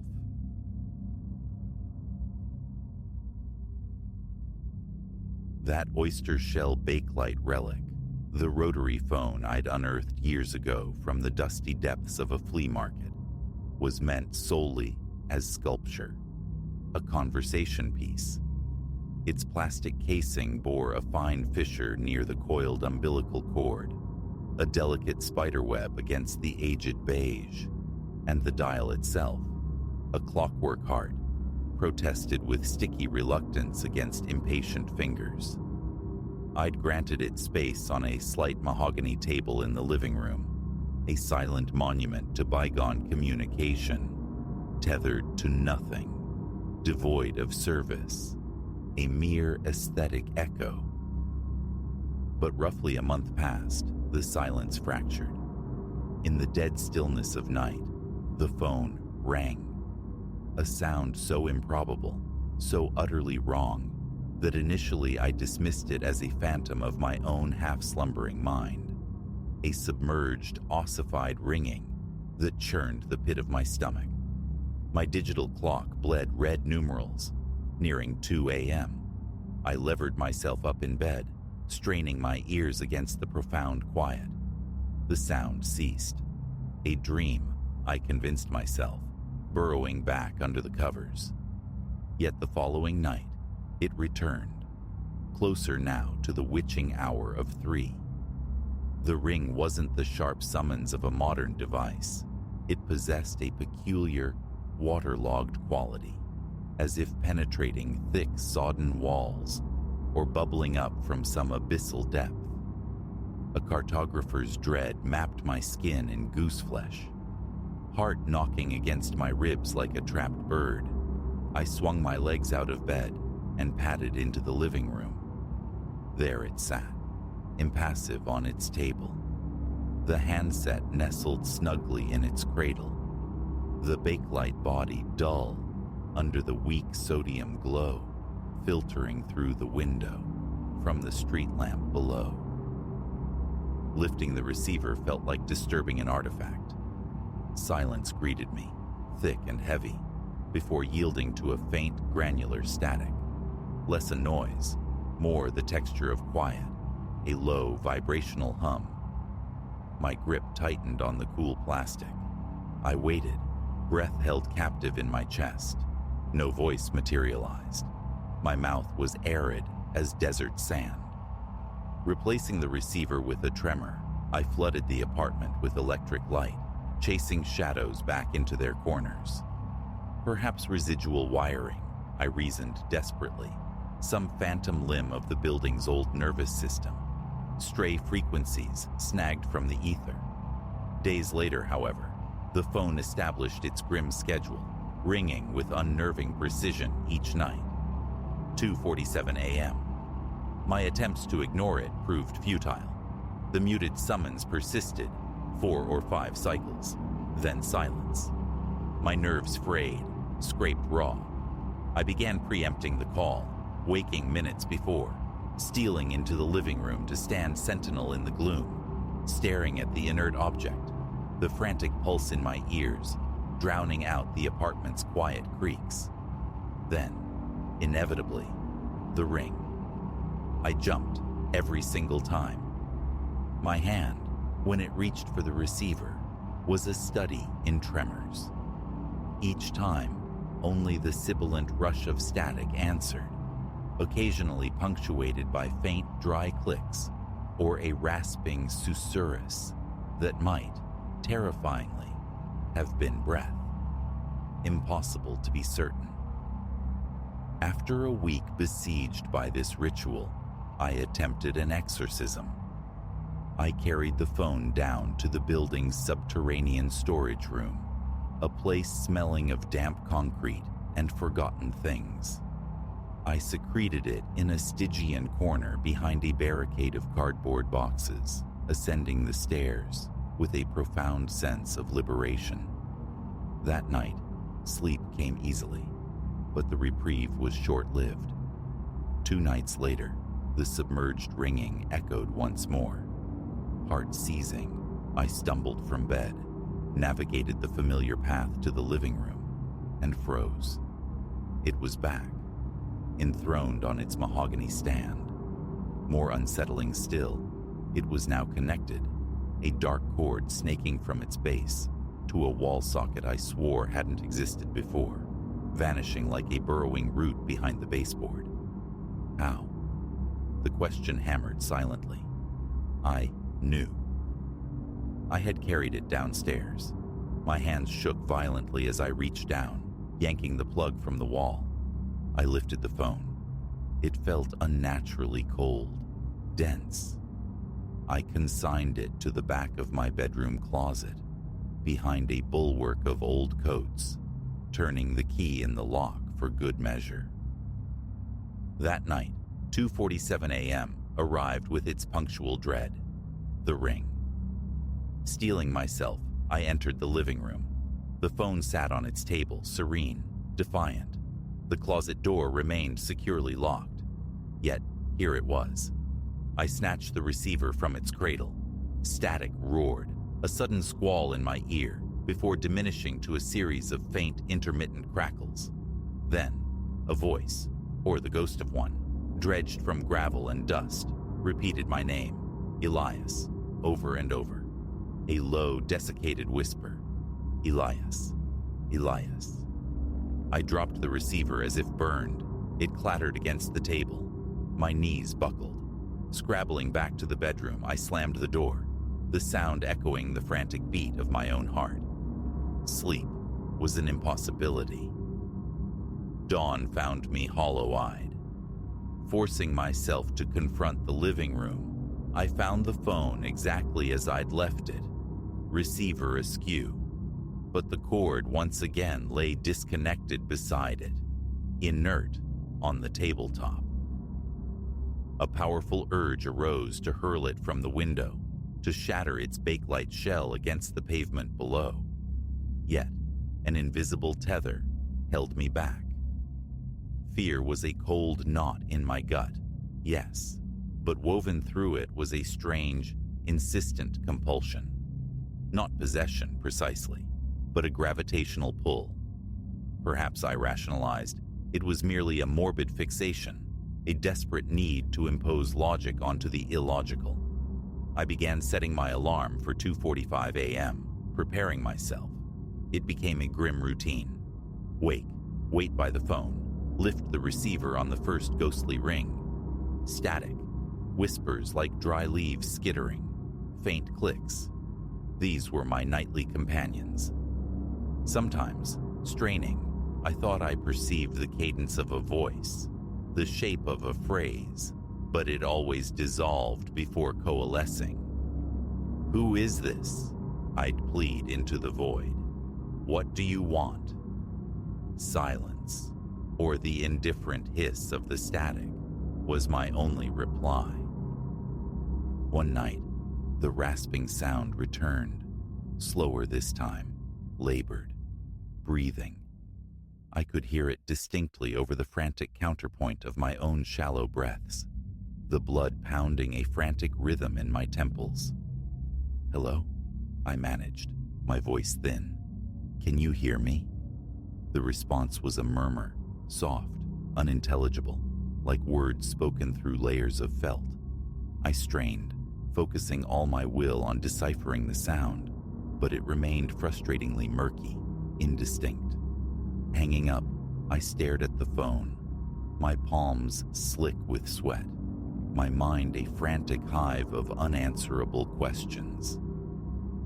Sleep became a forgotten luxury. I drifted through my days at work in a fog, nodding off at my desk until my supervisor inquired, with thinly veiled concern, if everything was all right. I mumbled excuses about insomnia, unwilling, unable to articulate the absurdity unfolding in my apartment each night. Who would believe such a tale? Friends might jest about poltergeists or spectral signals, but the reality was devoid of humor, steeped only in a pervasive, chilling unease. My own home felt alien, the shadows pooling thicker in the corners even under the midday sun. Every glance towards the mahogany table sent a fresh spike of anxiety through me. I grew irritable, withdrawn, my temper short-fused. My colleagues exchanged worried glances, but I deflected their concern. Another week bled away in this pattern of nocturnal dread and daytime exhaustion. I called a telecommunications company, grasping at straws. Could a disconnected phone, I asked the weary-sounding technician, somehow intercept stray signals and ring? He'd never heard of such a thing, he replied flatly. Radio frequencies, perhaps, but that wouldn't account for the whispers, the static with its semblance of intent. His unspoken advice hung heavy in the air. Throw the damned thing out. Frustration simmered. I nearly did it. Phone in hand, I walked to my front door, my fingers hovering over the deadbolt. But a peculiar tightness seized my chest, a physical resistance. Defeated, I returned the phone to its place. Some insistent, irrational part of me whispered that tonight's call needed to be answered. That evening, I attempted normalcy. A meager dinner, the flickering inanity of television, a conscious effort not to track the clock's slow crawl. I did push-ups on the living room floor, trying to burn off the nervous energy thrumming beneath my skin, but my gaze kept snagging on the silent phone.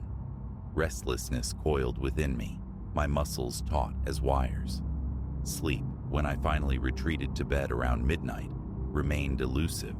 I lay staring at the ceiling, a prisoner awaiting a known, yet terrifying, hour. 2:46 a.m. My heart surged. I rose, the familiar path to the living room worn smooth by repetition. Right on schedule, the 4 muffled rings pulsed through the quiet. I lifted the receiver instantly.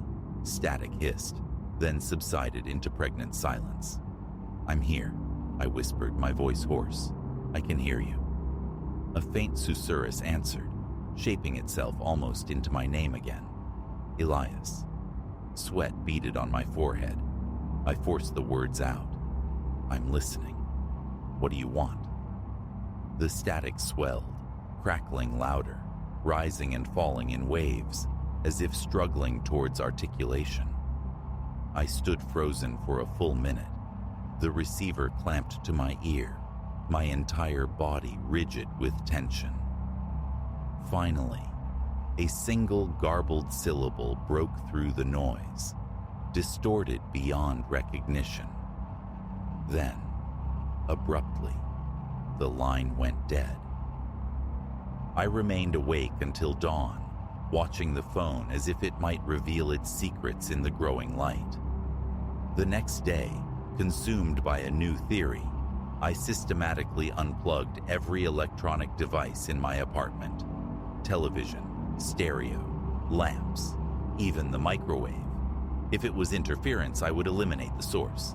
I scoured the walls for hidden jacks, overlooked wires. Nothing. Night fell. The ritual resumed. 2:47 a.m. The ring. I snatched the receiver, holding my breath. The static felt harsher tonight, almost corrosive against my ear. A low, indistinct mumbling followed. "I can't hear you," I pleaded, my voice trembling. "Speak clearer." For a fleeting, heart-stopping second, the static receded, and my name emerged, not whispered, but chanted, slow and deliberate. "Elias, Elias, Elias." My chest constricted. My hands began to shake uncontrollably. I wanted to hurl the receiver across the room, to smash the phone into pieces. Instead, I forced myself to hang up, panting, staring at the impassive object. Confusion warred with terror. I was petrified, yet inextricably drawn towards the abyss it represented. What did it mean? I moved my bedding to the living room couch, unwilling to miss a single nuance. A small notebook lay open on the coffee table, ready to capture any fragment of coherence. But most nights yielded only the familiar tapestry of static and whispers. Sometimes, a dry, rasping laugh echoed faintly down the line. Sometimes, a cough. Sometimes, syllables that brushed against my name before dissolving back into noise. I scribbled random letters, R, N, S, fragments of a language I couldn't comprehend. My apartment devolved into chaos, littered with coffee cups, monuments to my frayed vigilance.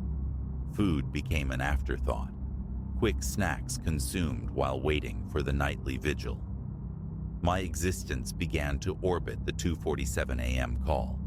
Friends faded, plans dissolved, texts went unanswered. I was hunting something, some elusive truth just beyond the veil of static. My reflection became a stranger, pale, hollowed eyes bruised with sleeplessness, clothes perpetually rumpled. Every sound set me on edge. The refrigerator's hum became a menacing drone. The floorboard's creaks sounded like footsteps. One night, I resolved to assert control. When the phone rang, I answered with forced belligerence. "Stop calling me," I commanded, though my voice wavered. "Leave me alone." The static surged, intensifying into a low growl that vibrated through the receiver, then abruptly ceased. Silence. A flicker of triumph warmed me. Had I finally broken the connection? Seconds later, the phone rang again, louder this time, more insistent. I snatched it up. "What do you want from me?" I hissed. The static exploded against my ear, a painful blast, and then the chant returned, slow, relentless. "Elias, Elias, Elias." Closer now, intimate, as if whispered directly into the canal of my ear. I slammed the receiver down, my hands shaking, my body flushed with a volatile mix of rage and fear. I couldn't bear it, and yet I couldn't walk away. The following week unfolded with grim predictability. The phone rang, every night, without fail. My perception of time grew distorted, days blurring into a prelude for the inevitable 2:47 a.m. rendezvous. I dreaded the night, yet paradoxically, I craved it. I found myself pacing, lifting the receiver minutes before the appointed time, hoping to catch it off guard, to hear something, anything, different. But the call adhered rigidly to its schedule. When it came, I answered. My responses varied. Calm inquiry, frustrated shouts, desperate pleas. The result remained unchanged. Static, clicks, whispers, the chilling echo of my own name. Each call left me depleted, terrified, yet the compulsion remained. I needed a breakthrough. I needed intelligible words. I needed to understand what was happening. I tried capturing proof, setting my smartphone beside the rotary phone, activating its voice recorder during the call. Listening back the next day yielded nothing but the ambient silence of my apartment and the faint hiss of the recording itself. No ring, no static, no whispers, no name. It was as if the calls existed only for me in that specific moment, further deepening my isolation. There was no evidence, no corroboration. I was alone in this nightly theater of the absurd. Then, a few nights ago, a shift. The ring, the answer. The static resolved into a low, resonant hum that pulsed against my eardrum. A long, slow exhale sighed down the line. "I'm here," I breathed, my voice unsteady but present. "I'm listening." The hum intensified. A soft shuffling sound followed, like fabric shifting on a chair. My scalp tightened. I waited, braced for a voice. Instead, the air in the room plummeted, growing suddenly, unnaturally frigid. My breath hitched. The living room felt like a crypt. I clutched the receiver, knuckles white. A faint metallic scraping sound whispered through the line, like fingernails dragged across tin. My heart hammered against my ribs. I opened my mouth, but no sound emerged. The line went dead. I stood there shivering, the receiver still slick with sweat in my hand. That was the catalyst. One final attempt at disposal. I entombed the phone in layers of thick plastic garbage bags, sealing each layer with swathes of duct tape until it resembled a grotesque parcel. I drove miles out of the city, navigating grids of silent industrial lots, until I found a suitably desolate spot, a large, rusted dumpster behind a derelict warehouse. I heaved the taped bundle inside, the thud echoing in the pre-dawn stillness. It felt like disposing of hazardous waste, a cursed object. The drive home was fraught, my hands trembling on the steering wheel. That night, I collapsed into bed early, praying for undisturbed sleep. At 2:47 a.m., the muffled ring pierced the darkness. I shot upright, chest painfully tight. Racing to the living room, my blood ran cold. It was there, on the table, stripped bare of all plastic and tape. The handset lay beside the cradle, askew, as if recently used. The cord snaked into the wall. A wave of nauseating dread washed over me. My head throbbed. I lifted the receiver. Static screamed. "I can't take this anymore," I gasped, my voice cracking, mouth parched.